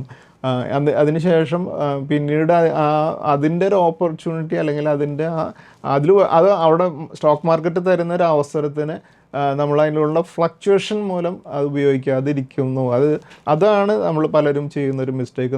ഞാൻ ഒരിക്കലും പറയുന്നത് നമ്മുടെ വെൽത്ത് മുഴുവനും സ്റ്റോക്ക് മാർക്കറ്റിൽ ഇൻവെസ്റ്റ് ചെയ്യാനാണ്. നമ്മുടെ വെൽത്തിൻ്റെ ബാക്കി എല്ലാ കാര്യങ്ങളും ചെയ്തതിന് ശേഷം ഒരു 20% സ്റ്റോക്ക് മാർക്കറ്റിലേക്ക് അലോട്ട് ചെയ്യുക. അപ്പോൾ ഇവിടെ വലിയ ഫ്ലക്ച്വേഷൻസ് ഉണ്ടാകും, വലിയ പ്ലാനിക് സിറ്റുവേഷനുകളൊക്കെ ഉണ്ടാകും. പക്ഷേ ആ 20% ഇവിടെ തന്നെ കീപ്പ് ചെയ്യുക. അവിടെ നിന്ന് നമ്മൾ എന്തെങ്കിലും പറയുമ്പോൾ അത് എക്സിറ്റ് ചെയ്ത് മാറുന്ന രീതിയിലല്ല, അത് ഇവിടെ തന്നെ നമ്മൾ റൊട്ടേറ്റ് ചെയ്ത് കമ്പനികളൊക്കെ നമ്മൾ മാറി വേറെയിലേക്കൊക്കെ മാറി ഇൻവെസ്റ്റ് ചെയ്യുകയൊക്കെ ചെയ്യുന്നുണ്ടെങ്കിൽ ഇവിടെ തന്നെ കീപ്പ് ചെയ്യുകയാണെങ്കിൽ നമുക്ക് ആ ഒരു 50 എന്നുള്ള ആ ഒരു ഏജിലേക്ക് എത്തുമ്പോൾ നമ്മൾ ഒരു കമ്പനിയിലെ എംപ്ലോയീസ് ആണെങ്കിൽ ഞാൻ കോർപ്പറേറ്റ് വേൾഡിൽ ഇത്രയും എക്സ്പീരിയൻസ് ഉള്ള ഒരാളാണ്. അപ്പോൾ പലപ്പോഴും 50-ാമത്തെ വയസ്സാകുന്നതോടുകൂടി കമ്പനികൾക്ക് നമ്മളെ വേണ്ടാണ്ടാകും. അത് അവർ കമ്പനികളുടെ കുറ്റമല്ല, നമ്മളൊരു ഔട്ട്ഡേറ്റഡ് ആയിട്ടുള്ള നോളേജുള്ള ആൾക്കാരായി മാറും. അപ്പോൾ ന്യൂ ജനറേഷൻ ആൾക്കാർ ആണ് കമ്പനികൾ പ്രിഫർ ചെയ്യുക, ന്യൂ ജനറേഷൻ. അത് ഇപ്പോഴത്തെ ഈ AI യുഗത്തിലേക്കൊക്കെ കടക്കുമ്പോൾ പ്രത്യേകിച്ചും അതാണ് ഞാനെപ്പോഴും എൻ്റെ സ്പീച്ചിലൊക്കെ പറയുന്നൊരു കാര്യമാണ്. ഈ AI വരുമ്പോൾ നിങ്ങൾക്ക് സ്റ്റോക്ക് മാർക്കറ്റിൽ ഇൻവെസ്റ്റ്മെൻ്റ് ഉണ്ടെങ്കിൽ നിങ്ങളെ സംബന്ധിച്ചിടത്തോളം AI ബേസ് ചെയ്തുകൊണ്ടുള്ള സ്റ്റോക്കുകളിലേക്ക് മാറി ഇൻവെസ്റ്റ് ചെയ്യാനായിട്ട് വലിയ ബുദ്ധിമുട്ടൊന്നുമില്ല. അപ്പോൾ നമ്മളിപ്പോൾ വളരെ ഉദാഹരണമായിട്ട് പറയുകയാണെങ്കിൽ ബ്ലാക്ക് ബോക്സ് എന്നുള്ള ഡാറ്റാ സെൻറ്ററിൻ്റെ ബിസിനസ്സുള്ളൊരു കമ്പനിയിൽ ഞങ്ങളുടെ ഒരു ഡയമണ്ട് പീക്കായിരുന്നു 29 കൊടുത്തിരുന്നത്. അതിൽ വലിയ ഹ്യൂജ് വെൽത്താണ്, 20 lakhs 30 lakhs ഇതിൻ്റെ പ്രോഫിറ്റ് നേടി കുറേ അധികം ക്ലയൻസ് കഴിഞ്ഞ മാസമൊക്കെ അല്ലേ. അപ്പോൾ നമ്മളെ സംബന്ധിച്ചിടത്തോളം ഈവൻ സ്വന്തമായിട്ടൊരു ബിസിനസ് ചെയ്യുന്നതിനേക്കാളും ഈസി ആയിട്ട് ഇപ്പോൾ ട്രെൻഡിങ് ആയിട്ടുള്ള സക്സസ്ഫുള്ളായിട്ടുള്ള അല്ലെങ്കിൽ വലിയ രീതിയിൽ സ്റ്റോക്കുകൾ മൂവ് ചെയ്യാൻ സാധ്യതയുള്ള സ്റ്റോക്കുകളിലേക്ക് നമുക്ക് അതാത് കാലഘട്ടത്തിലെ ഇതിനനുസരിച്ച് മൂവ് ചെയ്യാൻ സ്റ്റോക്ക് മാർക്കറ്റിലെ കമ്പനികളിലേക്ക് മാറാനൊക്കെ നമുക്ക് വളരെ എളുപ്പമാണ്. നമ്മൾ സ്വന്തമായിട്ട് തുടങ്ങിയൊരു സ്ഥാപനം ഉണ്ടെങ്കിൽ അതിൽ നിന്ന് എക്സിറ്റ് ചെയ്ത് വേറൊരു മോഡലിലേക്ക് മാറുക എന്നുള്ളത് വളരെ ബുദ്ധിമുട്ടാണല്ലോ. അപ്പോൾ അങ്ങനെയുള്ള അഡ്വാൻറ്റേജസ് സ്റ്റോക്ക് മാർക്കറ്റ് തരുന്നുണ്ട്. അപ്പോൾ അതിന് കൃത്യമായിട്ട് പഠിക്കാനും അനലൈസ് ചെയ്യാനും നമുക്ക് സാധിക്കില്ല എന്നുണ്ടെങ്കിൽ ഇന്ന് കൃത്യമായിട്ടുള്ള പ്രൊഫഷണൽ സർവീസുകളുണ്ട്. ഇപ്പോൾ ഞങ്ങളുടെ അതിൽ ഏറ്റവും സക്സസ്ഫുള്ളായിട്ട് ഞങ്ങളുടെ ഡയമണ്ട് പീക്ക് സീരീസ് പോകുന്നതിൻ്റെ ഒരു കാര്യം കൂടുതലും ഡോക്ടേഴ്സ് പോലെയുള്ള വളരെ എഡ്യൂക്കേറ്റഡും ഇൻ്റലിജൻ്റ് ആയിട്ടുള്ള ആൾക്കാരാണ് അവർ. പക്ഷേ അവരുടെ മൈൻഡ് അപ്ലൈ ചെയ്യാനായിട്ടുള്ള സമയമില്ല. പക്ഷേ അവരുടെ കയ്യിൽ ഇൻവെസ്റ്റ് ചെയ്യാനുള്ള വെൽത്ത് ഉണ്ട്, പക്ഷേ സമയമില്ല. പക്ഷേ ആ ഒരു ഇൻ്റലിജൻസ് അപ്ലൈ ചെയ്യാനായിട്ടുള്ള അത് ഔട്ട്സോഴ്സ് ചെയ്ത് ഒരു റിസർച്ച് അനലിസ്റ്റിനെ ഏൽപ്പിച്ച് കഴിഞ്ഞിട്ടുണ്ടെങ്കിൽ നല്ല സ്റ്റോക്കിൻ്റെ പേര് കിട്ടിക്കഴിഞ്ഞാൽ ഇന്ന് ഇൻവെസ്റ്റ് ചെയ്യാനായിട്ട് എല്ലാവർക്കും അറിയാമല്ലോ. ഒരു വാട്സപ്പിൽ മെസ്സേജ് ചെയ്യുന്ന അത്രയും സിമ്പിളാണ് ഇന്ന് ഒരു സ്റ്റോക്കിൻ്റെ പേര് കിട്ടിക്കഴിഞ്ഞാൽ ഇൻവെസ്റ്റ് ചെയ്യാനായിട്ട്. അപ്പോൾ അത് ചെയ്യാനായിട്ട് മടിച്ച് അതിൽ നിന്ന് മാറി നിന്നിട്ടുണ്ടെങ്കിൽ നമ്മളെ സംബന്ധിച്ചിടത്തോളം കോടികളുടെ നഷ്ടമാണ് നമുക്ക് വരുന്നത് എന്നുള്ളതാണ് ഈ ഒരു എലോൺ മസ്കിൻ്റെ ഒരു എക്സാമ്പിൾ എന്ന് നമുക്ക് മനസ്സിലാക്കേണ്ട ഒരു കാര്യം. നമുക്ക് ഞാനും ഒരു പക്ഷേ വരും ദിവസങ്ങളിലൊരു കുറച്ച് സ്പേസ് എക്സിൻ്റെ ഷെയർസ് വാങ്ങണമെന്ന് വിചാരിക്കുന്നുണ്ട്. കാരണം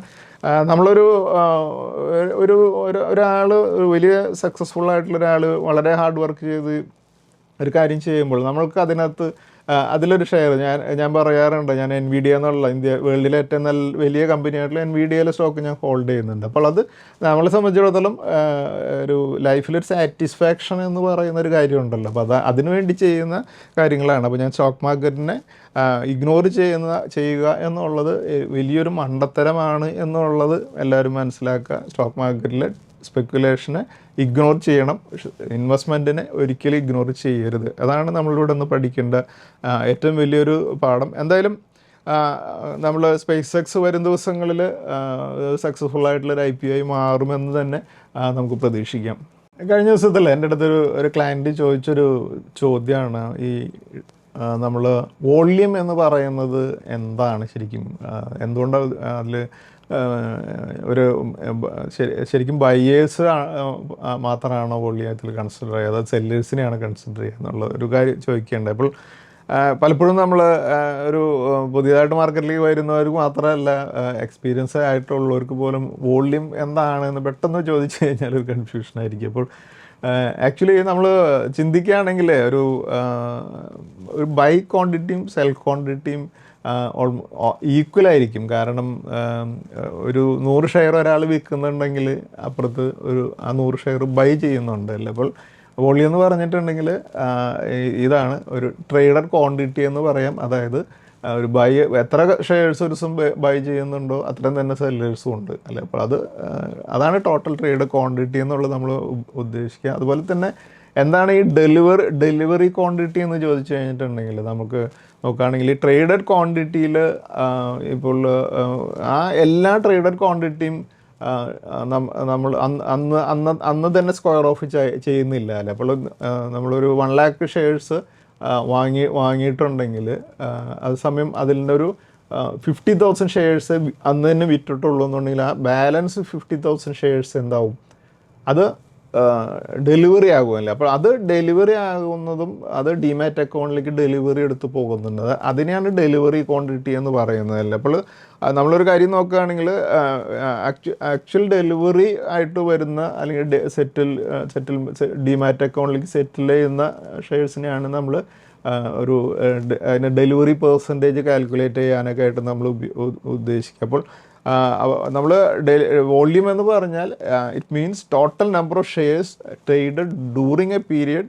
so it includes both buying and selling together, not buying alone എന്നുള്ളത് നമ്മൾ മനസ്സിലാക്കുക. അപ്പോൾ സിമ്പിളി പറയുകയാണെങ്കിൽ ഒരു 1000 ഷെയർസാണ് വാങ്ങുന്നതെന്നുണ്ടെങ്കിൽ, അതുപോലെ വാങ്ങിയെന്നുണ്ടെങ്കിൽ 1000 ഷെയർസ് വിറ്റിട്ടുണ്ട്. അത് മാർക്കറ്റ് വോള്യത്തിനെ നമ്മൾ 1000 ഷെയർസ് ട്രേഡഡ് എന്നാണ് നമ്മൾ അത് പറയുക. അപ്പോൾ നമ്മൾ ഒരു വോള്യം എന്നുള്ള കാര്യത്തിനെ പറ്റി ഒട്ടും കൺഫ്യൂഷൻ ഉണ്ടാകേണ്ട കാര്യമില്ല. അപ്പോൾ അത് നമ്മൾ അതുപോലെ തന്നെ നോർമലായിട്ട് നോക്കുകയാണെങ്കിൽ ഒരു നമ്മളൊരു ഡിമാറ്റ് അക്കൗണ്ടിലേക്ക് വരുന്ന ട്രേഡുകൾ അതിനെയാണ് നമ്മൾ ഡെലിവറബിൾ ട്രേഡ് അല്ലെങ്കിൽ ഡെലിവറി ക്വാണ്ടിറ്റി എന്ന് നമുക്ക് പറയാൻ സാധിക്കും. അപ്പോൾ നമ്മളൊരു ഈ ഡെലിവറി വരുന്ന സ്റ്റോക്കുകൾ ഇത് നോക്കിക്കഴിഞ്ഞാൽ നമുക്കൊരു സ്റ്റോക്കിൻ്റെ വരും ദിവസങ്ങളിലെ ഒരു പ്രൈസിൽ വരാവുന്ന ട്രെൻഡ് ഐഡൻറ്റിഫൈ ചെയ്യാൻ സാധിക്കും. അതായത് കൂടുതൽ ഡെലിവറി നടക്കുകയാണെങ്കിൽ, നമ്മളിപ്പോൾ ഒരു സ്റ്റോക്കിൽ നോർമലി ഒരു 40,000 ഷെയർസാണ് ഡെലിവറി നടക്കുന്നതെന്നുണ്ടെങ്കിൽ, അല്ല നമ്മളൊരു 1 lakh ഷെയർസ് ട്രേഡ് നടക്കുന്നുണ്ട്, പക്ഷേ 40,000 ആണ് ഡെലിവറി നടക്കുന്നത്, ബാക്കി 60,000 ഷെയർസും അന്ന് തന്നെ സ്ക്വയർ ഓഫ് ആയി പോകുന്നുണ്ടെന്ന് വിചാരിക്കും. പക്ഷേ പെട്ടെന്ന് ഒരു ദിവസം ഈ ഡെലിവറി ക്വാണ്ടിറ്റി 2 lakhs അല്ലെങ്കിൽ 3 lakhs ഒക്കെ വരികയാണെങ്കിൽ നമ്മൾ മനസ്സിലാക്കണം എന്തോ അതിൽ അഡീഷണൽ ആയിട്ടുള്ള ആക്ടിവിറ്റി നടക്കുന്നുണ്ടെന്നുള്ളത്. അപ്പോൾ അതോടൊപ്പം തന്നെ പ്രൈസ് മുകളിലേക്ക് മൂവ് ചെയ്യുകയാണെങ്കിൽ എന്താണ് അതിൻ്റെ അർത്ഥം? കൂടുതൽ പേര് വാങ്ങാൻ ശ്രമിക്കുന്നതുകൊണ്ടാണ് ഇതിൻ്റെ പ്രൈസ് മൂവ് ചെയ്യുന്നത് എന്നുള്ളതാണ്. അപ്പോൾ എന്തോ പോസിറ്റീവ് ന്യൂസുകൾ അല്ലെങ്കിൽ പോസിറ്റീവായിട്ടുള്ള എന്തോ കാര്യങ്ങൾ നടക്കുന്നത് കൊണ്ട് എക്സ്പെക്റ്റ് ചെയ്യുന്നതുകൊണ്ടൊക്കെ ആയിരിക്കും അത് നടക്കുന്നത്. ഒരു പക്ഷേ നല്ല റിസൾട്ട് എക്സ്പെക്റ്റ് ചെയ്തുകൊണ്ട് ബൈങ് നടക്കുന്നുണ്ടാവും, അല്ലെങ്കിൽ ഏതെങ്കിലും ഗവൺമെൻറ് ലെവലിലൊക്കെ ഉള്ള അനൗൺസ്മെൻറ്റുകൾ ഒക്കെ നമ്മൾ എക്സ്പെക്റ്റ് ചെയ്തുകൊണ്ടൊക്കെ ആയിരിക്കാം ആ സ്റ്റോക്കിൻ്റെ പ്രൈസ് മൂവ് ചെയ്യുന്നത്. അതേസമയം പ്രൈസ് താഴുകയാണെങ്കിൽ കൂടുതൽ സെല്ലിംഗ് നടക്കുന്നു എന്ന് മനസ്സിലാക്കാം. കൂടുതൽ ക്വാണ്ടിറ്റി സെല്ലേഴ്സാണ് കൂടുതൽ വരുന്നത് എന്നുള്ളത് മനസ്സിലാക്കുക. അപ്പോൾ ഇതാണ് വോള്യത്തിൻ്റെ ഒരു ഇമ്പോർട്ടൻസ്. അപ്പോൾ ഡെലിവറി ക്വാണ്ടിറ്റി നമ്മൾ ഇതുപോലെ നമ്മൾ പലപ്പോഴും നമ്മുടെ ട്രേഡിംഗ് ഡിസിഷൻസിന് നമ്മൾ ഉപയോഗിക്കാറുണ്ട്. നമ്മളൊരു ട്രേഡഡ് ഒരു ദിവസത്തെ വോള്യൂം 1 lakh ഷെയർസ് ആണെങ്കിൽ ഡെലിവറി വോള്യൂം 40 ആണെങ്കിൽ നമ്മൾ ഡെലിവറി പെർസെൻറ്റേജ് 40% ഡെലിവറി പെർസെൻറ്റേജ് എന്നാണ് നമ്മളതിൽ നിന്ന് മനസ്സിലാക്കേണ്ടത്. അപ്പോൾ ഈ പെർസെൻറ്റേജ് വൈസും നമുക്ക് കമ്പയർ ചെയ്യാം. ഇത് നമുക്ക് ഈ ഡെലിവറി പെർസെൻറ്റേജ് നമ്മൾ കാൽക്കുലേറ്റ് ചെയ്യാനായിട്ട് delivery quantity divide by total trade quantity into 100 എന്നുള്ള ഫോർമുലയാണ് ഉപയോഗിക്കുക. അതുപോലെ തന്നെ deliverable quantity is equal to total traded quantity into delivery percentage divide by 100 ഇട്ടാലും നമുക്ക് ഈ ഫോർമുല തന്നെ വർക്ക് ചെയ്യാം. അപ്പോൾ ഈ റേഷ്യോ ഉപയോഗിച്ചുകൊണ്ട് നമുക്ക് പലപ്പോഴും നമുക്ക് ഇൻവെസ്റ്റ്മെൻറ്റ് ഡിസിഷൻസ് എടുക്കാൻ സാധിക്കുമെന്നുള്ളതാണ് ഇതിലൊരു ഇമ്പോർട്ടൻ്റ് ആയിട്ടുള്ളൊരു പോയിൻ്റ്. അപ്പോൾ നമുക്ക് ഈ ഡാറ്റ നമുക്ക് NSEയുടെ സൈറ്റിൽ നിന്ന് നമുക്ക് ഡൗൺലോഡ് ചെയ്തെടുക്കാനും ആ ഫയൽ അനലൈസ് ചെയ്യാനൊക്കെ നമുക്ക് സാധിക്കും. അപ്പോൾ ഇതൊക്കെയാണ് നമ്മൾ റിസർച്ചിൽ പലപ്പോഴും നമ്മൾ ചെയ്യുന്ന കാര്യങ്ങൾ. അപ്പോൾ ഇത് ഡെലിവറി ക്വാണ്ടിറ്റി ഓരോ സ്റ്റോക്കുകളിൽ ഡെയിലി അനലൈസ് ചെയ്യാനൊക്കെ നമ്മുടെ അതിൽ സ്റ്റാഫിൻ്റെ ഓരോരുത്തരുടെയും ജോലിയൊക്കെയാണ് നമ്മൾ അതിൽ മിക്സ് ചെയ്യുന്നത്. ഇപ്പോൾ പലപ്പോഴും പല സോഫ്റ്റ്വെയർസിലൊക്കെ അത് നമുക്ക് റെഡി ആയിട്ട് അവൈലബിൾ ആണെങ്കിൽ വളരെ കൂടി മുമ്പൊക്കെ ഞങ്ങൾ പേഴ്സണലി ഫിസിക്കലി തന്നെ ചെയ്തിരുന്ന കാര്യങ്ങളൊക്കെ ഇപ്പോൾ നമുക്ക് സോഫ്റ്റ്വെയർസിലും ചെയ്യാനായിട്ട് സാധിക്കുന്നുണ്ടല്ലോ. അപ്പോൾ എന്തായാലും ഇതൊരു ഡെലിവറി ക്വാണ്ടിറ്റി ഇങ്ങനെയുള്ള രീതിയിൽ അനലൈസ് ചെയ്യുക. അപ്പോൾ ഞാൻ ചോദിച്ച ചോദ്യത്തിൻ്റെ ഒരു കൃത്യമായിട്ടുള്ള ആൻസർ പറഞ്ഞു എന്ന് തന്നെ ഞാൻ കരുതുകയാണ്. അതുപോലെ ഞാൻ കഴിഞ്ഞ വീക്കിൽ വെഡ്നെസ്ഡേ തേഴ്സ്ഡേ ഞാൻ ഗുജറാത്തിൽ ഗിഫ്റ്റ് സിറ്റി എന്നുള്ള ഒരു ഫ്രീ ട്രേഡ് സോണാണ്. അവിടെ ഞാൻ അവിടെ ഒരു ഇൻവിറ്റേഷൻ ഉണ്ടായിരുന്നു നമുക്ക് വിസിറ്റ് ചെയ്യാനായിട്ട്. അപ്പോൾ അവിടുത്തെ ഗിഫ്റ്റ് സിറ്റിയുടെ MD ആൻഡ് CEO ആയിട്ടുള്ള മിസ്റ്റർ സഞ്ജയ് കോൾ അദ്ദേഹം ഇൻവൈറ്റ് ചെയ്തതിനെ തുടർന്നാണ് ഞങ്ങളവിടെ പോയിരുന്നത്. കാരണം ഇത്രയും കാലമായിട്ട് ഒരുപക്ഷെ നിങ്ങൾക്ക് കാണാൻ സാധിക്കുന്നുണ്ടായിരുന്നു ഓൾമോസ്റ്റ് 12 ഇയേഴ്സോളമായിട്ട് ഞാനിവിടെ സ്റ്റോക്ക് മാർക്കറ്റിനെ കുറിച്ച് വീഡിയോ ചെയ്യുന്ന ആളാണ്. ഇത്രയധികം ഫോളോവേഴ്സ് ഉള്ള ആളാണ്. എൻ്റെ ഫോളോവേഴ്സിൽ അധികം പേരും NRIs ആണ്. ഈവൻ എൻ്റെ വീഡിയോസ് കാണുന്ന മലയാളത്തിൽ ചെയ്യുന്നതുകൊണ്ട് മലയാളികളായിട്ടുള്ള NRIകൾ ഈവൻ സൗത്ത് ആഫ്രിക്കയിലും നമുക്ക് അതുപോലെ തന്നെ എല്ലാ കൺട്രീസിലും ഉണ്ട് അല്ലേ. അപ്പോൾ അത് കൃത്യമായിട്ടും മനസ്സിലാക്കിയിട്ട് ഗുജറാത്തിൻ്റെ അവരുടെ ടീം നമ്മൾ ഇൻവൈറ്റ് ചെയ്തിട്ടാണ് നമ്മളവിടെ പോയത്. അപ്പോൾ അവർക്ക് അറിയാം, അവിടെ ഉദ്ദേശിക്കുന്നത് NRIസിൻ്റെ ഇൻവെസ്റ്റ്മെൻറ്റ് റൂട്ട് ചെയ്യാനാണ്.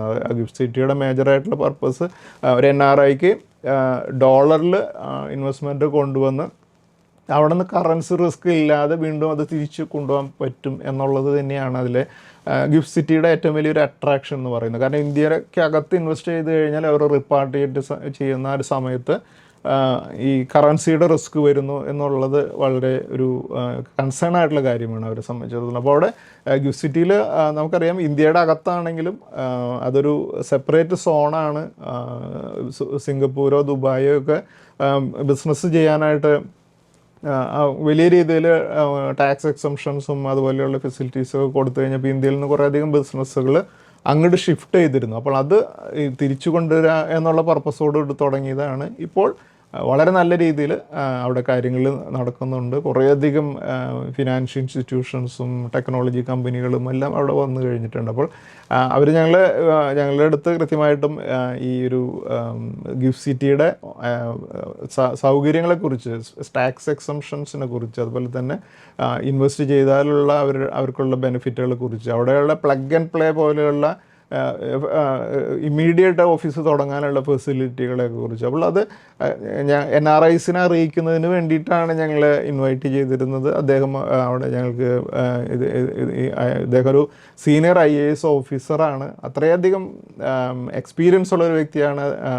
അതിൻ്റെ ഇത്രയും വലിയൊരു രീതിയിലേക്ക് ഗ്രോ ചെയ്തിട്ടുണ്ട്. പക്ഷേ ഇനിയും ഇതിൻ്റെ ഇവിടെ നിന്നൊരു 100 ടൈംസ് കൂടെ ഗ്രോ ചെയ്യാനുള്ള 886 ഏക്കേഴ്സിലുള്ള ഒരു വലിയൊരു ഏരിയ ആണ്. അതിപ്പോൾ ഇന്ത്യയുടെ അകത്താണെങ്കിലും ഇന്ത്യയുടെ പുറത്തുള്ള ഒരു ബിസിനസ് ചെയ്യുന്ന അതുപോലെ തന്നെ ചെയ്യാനുള്ള രീതിയിലാണ് അതിൻ്റെ എല്ലാം ഡിസൈൻ ചെയ്തിട്ടുള്ളത്. അത് സെൻട്രൽ ഗവൺമെൻറ്റിൻ്റെ കീഴിലാണ് വന്നിട്ടുള്ളത്. ഗുജറാത്തിലാണെങ്കിലും സെൻട്രൽ ഗവൺമെൻറ്റിൻ്റെ കീഴിലാണ് അത് വരുന്നത്. അപ്പോൾ അതുകൊണ്ട് തന്നെ സെപ്പറേറ്റ് ടാക്സ് ആപ്ലിക്കേഷൻസ്, സെപ്പറേറ്റ് ലീഗലായിട്ടുള്ള കാര്യങ്ങളും ഉള്ളതുകൊണ്ട് തന്നെ കുറേയധികം കാര്യങ്ങൾ എനിക്കും കുറേയധികം കാര്യങ്ങൾ പഠിക്കാൻ സാധിച്ചു. പക്ഷേ എന്നെ സംബന്ധിച്ചിടത്തോളം എനിക്ക് അവിടെ ഞാൻ ഒരു സ്പെഷ്യൽ പെർമിഷൻ എടുത്തിട്ടാണ് എനിക്ക് അവിടുത്തെ NSEയുടെ ഇൻ്റർനാഷണൽ എക്സ്ചേഞ്ച് അവിടെ നടക്കുന്നുണ്ട്. അപ്പോൾ അവിടെ നോർമലി പുറത്തുനിന്ന് വിസിറ്റേഴ്സിന് പെർമിറ്റ് ചെയ്യില്ല. ഹൈ സെക്യൂരിറ്റി സോണാണ്. പക്ഷേ അദ്ദേഹം സ്പെഷ്യലായിട്ടുള്ള ഇൻട്രസ്റ്റ് എടുത്ത് എനിക്ക് അവിടെ എനിക്ക് വിസിറ്റ് ചെയ്യാനുള്ള ഒരു അവസരം തന്നു.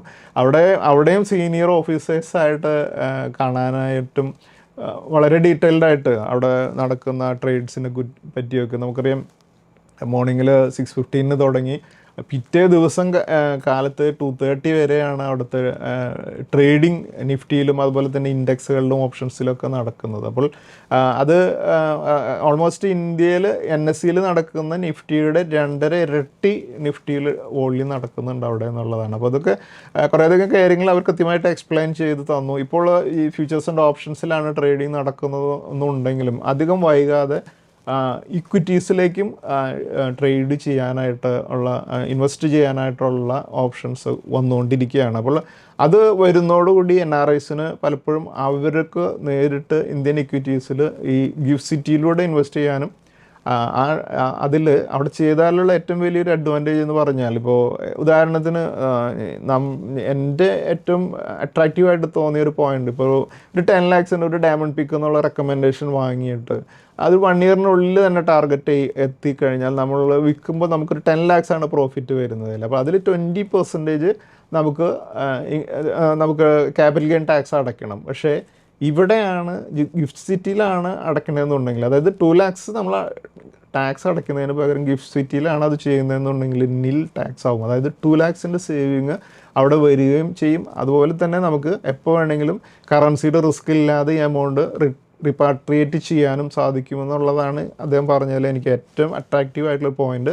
പക്ഷേ ഈ ഫെസിലിറ്റി വരുന്നേ ഉള്ളൂ. അതേസമയം കുറേയധികം കാര്യങ്ങൾ നമുക്ക് മനസ്സിലാക്കാൻ സാധിച്ചിട്ടുണ്ടായിരുന്നു. അപ്പോൾ ഈവൻ പ്ലഗ് ആൻഡ് പ്ലേ എന്നുള്ള രീതിയിലുള്ള ഓപ്ഷൻ, ഈവൻ ഞങ്ങളുടെ പുതിയതായിട്ടുള്ള AI പ്രോഫിറ്റ് AI എന്നുള്ള പ്രോജക്റ്റിൽ ഞങ്ങളെ കൺസിഡർ ചെയ്യാൻ കൂടെയുള്ള ഒരു പ്രൊപ്പോസൽ അവർ തന്നിട്ടുണ്ട്. അപ്പോൾ എന്തായാലും ഞാൻ അവിടെ പോയി, അവിടെ NSE international exchange, NSE IFSC എന്നുള്ള കമ്പനിയാണ് അവിടെ ചെയ്യുന്നത് ഈ ഇൻ്റർനാഷണൽ ഓപ്പറേഷൻസ്. ഇത് NSE ഇന്ത്യൻ റുപ്പീസിൽ ട്രേഡ് ചെയ്യുമ്പോൾ NSE ഇൻ്റർനാഷണൽ എക്സ്ചേഞ്ചിൻ്റെ എല്ലാ ട്രേഡ്സും ഡോളർ ടൈംസിലാണ് ഇപ്പോൾ നടക്കുന്നത്. അപ്പോൾ അവിടെ ഞങ്ങൾ വിസിറ്റ് ചെയ്ത ആ ഫോട്ടോ ആണ് ഇപ്പോൾ നിങ്ങൾ കാണുന്നത്. അപ്പോൾ എന്തായാലും ഇതിൻ്റെ ഇവിടെ ഞങ്ങൾ വിസിറ്റ് ചെയ്ത് ഗിഫ്റ്റ് സിറ്റിയിൽ ഞങ്ങൾ വിസിറ്റ് ചെയ്തതിൻ്റെ ഒരു വീഡിയോ, അദ്ദേഹമായിട്ടുള്ള ഇൻ്റർവ്യൂ ഞാൻ സെപ്പറേറ്റ് ആയിട്ട് പോസ്റ്റ് ചെയ്യാം. അതിൽ നിങ്ങൾക്ക് ആർക്കെങ്കിലൊക്കെ എന്തെങ്കിലും ബിസിനസ് ഇൻട്രസ്റ്റോ അല്ലെങ്കിൽ എന്തെങ്കിലും ക്വസ്റ്റ്യൻസൊക്കെ ഉണ്ടെങ്കിൽ ഞങ്ങൾ കോൺടാക്റ്റ് ചെയ്യുകയാണെങ്കിൽ ഞാൻ അവരായിട്ട് ക്ലാരിഫൈ ചെയ്തതിന് ശേഷം അത് കമ്മ്യൂണിക്കേറ്റ് ചെയ്യാം. ഏതെങ്കിലും വേണമെങ്കിൽ മീറ്റിങ്സ് പോലും നമുക്ക് വേണമെങ്കിൽ അറേഞ്ച് ചെയ്ത് തരികയും ചെയ്യാം. അപ്പോൾ അതിൻ്റെ ആ ഒരു വീഡിയോ കണ്ടതിന് ശേഷം ഞങ്ങൾ ഈ ആഴ്ച തന്നെ അത് പബ്ലിഷ് ചെയ്യുകയും ചെയ്യാം. അപ്പോൾ എന്തായാലും ഇതാണ് കൃത്യമായിട്ടുള്ള ഗിഫ്റ്റ് സിറ്റി എന്നുള്ള ഗുജറാത്തിലുള്ള ഈ ഇതിനെക്കുറിച്ചുള്ള നമ്മുടെ ഒരു ഇതിനെക്കുറിച്ചുള്ള ഒരു പ്രസൻറ്റേഷൻ. എന്തായാലും അതിന് കുറേയധികം ഞങ്ങളുടെ ഫോട്ടോസും കുറേയധികം കാര്യങ്ങളും ഡീറ്റെയിൽസും ഉണ്ട്. അതിനെക്കുറിച്ചുള്ള വീഡിയോസ് ഞങ്ങൾ സെപ്പറേറ്റ്, അദ്ദേഹത്തിന് ഇൻ്റർവ്യൂ വേറെ ഒരെണ്ണം ചെയ്യാം, മറ്റൊരു വീഡിയോ ഗിഫ്റ്റ് സിറ്റി എന്നുള്ളൊരു വീഡിയോ കൂടെ ഞാൻ ചെയ്യാം. കഴിഞ്ഞ വീക്കിൽ നമ്മുടെ വീഡിയോയിൽ ഞാൻ ഡിസ്കസ് ചെയ്തതാണ് IFCA എന്നുള്ള സ്റ്റോക്ക്. ഞാൻ മുമ്പ് ഒരു 30 റുപ്പീസിലൊക്കെ 2007 വാങ്ങിയതിന് ശേഷം അത് 90-95 ലെവലിലൊക്കെയാണ് വിറ്റതെന്നുള്ള ആ ഒരു കാര്യം പറഞ്ഞിരുന്നതാണല്ലോ. അപ്പോൾ അതിന് ഇപ്പോഴത്തെ ഈ മൂവ്മെൻറ്റ് അതിനെ റിസംബിൾ ചെയ്യുന്ന ഒരു കാര്യമാണ്. അതുകൊണ്ട് തന്നെ IFCയുടെ മൂവ്മെൻറ്റ് നോക്കണമെന്നും അത് 79 ലെവലിലാണ് ക്ലോസ് ചെയ്തതെന്നുള്ളൊരു കാര്യം കഴിഞ്ഞ വീക്കിൽ ഡിസ്കസ് ചെയ്തതാണ്. പക്ഷേ കഴിഞ്ഞ വീക്കിൻ്റെ തുടക്കത്തിൽ ഈ സ്റ്റോക്ക് വീണ്ടും ഇറങ്ങി 70 വരെയൊക്കെ പോയിരുന്നു. പക്ഷേ ഈ കഴിഞ്ഞ ഫ്രൈഡേയിൽ IFCA 20% ഉയർന്ന് 84.57 ക്ലോസ് ചെയ്തിരുന്നത്. അപ്പോൾ പലരും അത് ഒരുപക്ഷെ അന്ന് ലാസ്റ്റ് ആണ് ഫ്രൈഡേയിൽ അവസാനമായാണ് ഈ സ്റ്റോക്ക് ഒരു വലിയ റാലി നടത്തിയത്. അപ്പോൾ പലരും ശ്രദ്ധിച്ചിട്ടുണ്ടാവില്ല. പക്ഷേ എക്സാക്ട്ലി നമ്മളിത് നോക്കുകയാണെങ്കിൽ ഇപ്പോൾ ഈ ചാർട്ട്, നമ്മൾ പലപ്പോഴും ഒരു ചാർട്ട് എന്തിനാണ് യൂസ് ചെയ്യുന്നത് എന്നുള്ളത്, ഇൻവെസ്റ്റേഴ്സ് എന്തിനാണ് ചാർട്ടുകൾ നോക്കേണ്ടത് എന്നുള്ളൊരു കാര്യം പലരും ചോദിക്കാറുണ്ട്. അപ്പോൾ ട്രേഡേഴ്സ് മാത്രമാണ് ചാർട്ടുകൾ ഉപയോഗിക്കേണ്ട കാര്യമുള്ളൂ എന്ന് വിചാരിക്കുന്നവർക്ക് അങ്ങനെയല്ല.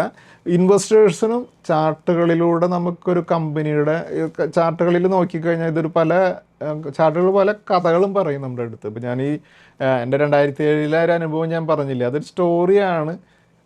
ഒരിക്കലും ഞാനത് വലിയ എമൗണ്ട് ഞാൻ പ്രോഫിറ്റ് നേടിയ ഒരു കാര്യം അത് റിപ്പീറ്റ് ചെയ്യുകയാണ്. അപ്പോൾ ചാർട്ടുകൾ പലപ്പോഴും ഉപയോഗിച്ചുകൊണ്ട് നമുക്ക് ഹിസ്റ്ററി റിപ്പീറ്റ് ചെയ്യുന്നത് ഐഡൻറ്റിഫൈ ചെയ്യാൻ സാധിക്കും. ഇപ്പോൾ നമുക്ക് ആ ജൂലൈയിൽ 2024 ഇപ്പോഴത്തെ ഒരു മൂവ്മെൻറ്റ് 91 നിന്ന് സ്റ്റോക്ക് 36.20 വരെയും, ഏപ്രിൽ 2025 36 വരെയും വന്നിരുന്നു. അപ്പോൾ ഞാൻ വളരെ റീസെൻ്റ് ആയിട്ടുള്ള 2024 2025 ഏപ്രിലെ മൂവ്മെൻറ്റാണ് അത് പറയുന്നത്. അതിന് ശേഷം വീണ്ടും മെയ് 2025 74.50 വരെ മൂവ് ചെയ്തു അല്ലേ. അപ്പോൾ ഓൾമോസ്റ്റ് സ്റ്റോക്ക് അവിടെ നിന്ന് ഡബിളായി. അതിനുശേഷം വീണ്ടും ആ ഒരു കറക്ഷൻ 46-40 വരെയും ഒരു കറക്ഷനാണ് നമ്മൾ കാണുന്നത്. പക്ഷേ വീണ്ടും അവിടെ നിന്നുള്ള ഈ റാലിയാണ് ഇപ്പോൾ 84.57 വന്നിരിക്കുന്നത്. അപ്പോൾ ഇത് ഈ ഒരു സ്വിംഗ് മൂവ്മെൻറ്റുകൾ പലപ്പോഴും പല സ്റ്റോക്കുകളിൽ നടക്കുന്നുണ്ടായിരിക്കും. അപ്പോൾ അത് കൃത്യമായിട്ട് ഫോളോ ചെയ്യാനായിട്ട് നമുക്ക് ചാർട്ടുകളുടെ സപ്പോർട്ട് കൂടി പലപ്പോഴും സാധിക്കും. അതും നമ്മളൊരു എക്സ്പീരിയൻസ് ആയി കഴിഞ്ഞാൽ നമുക്കൊരു സ്റ്റോക്ക് എന്തെങ്കിലും മൂവ് ചെയ്യുന്നത് കാണുമ്പോൾ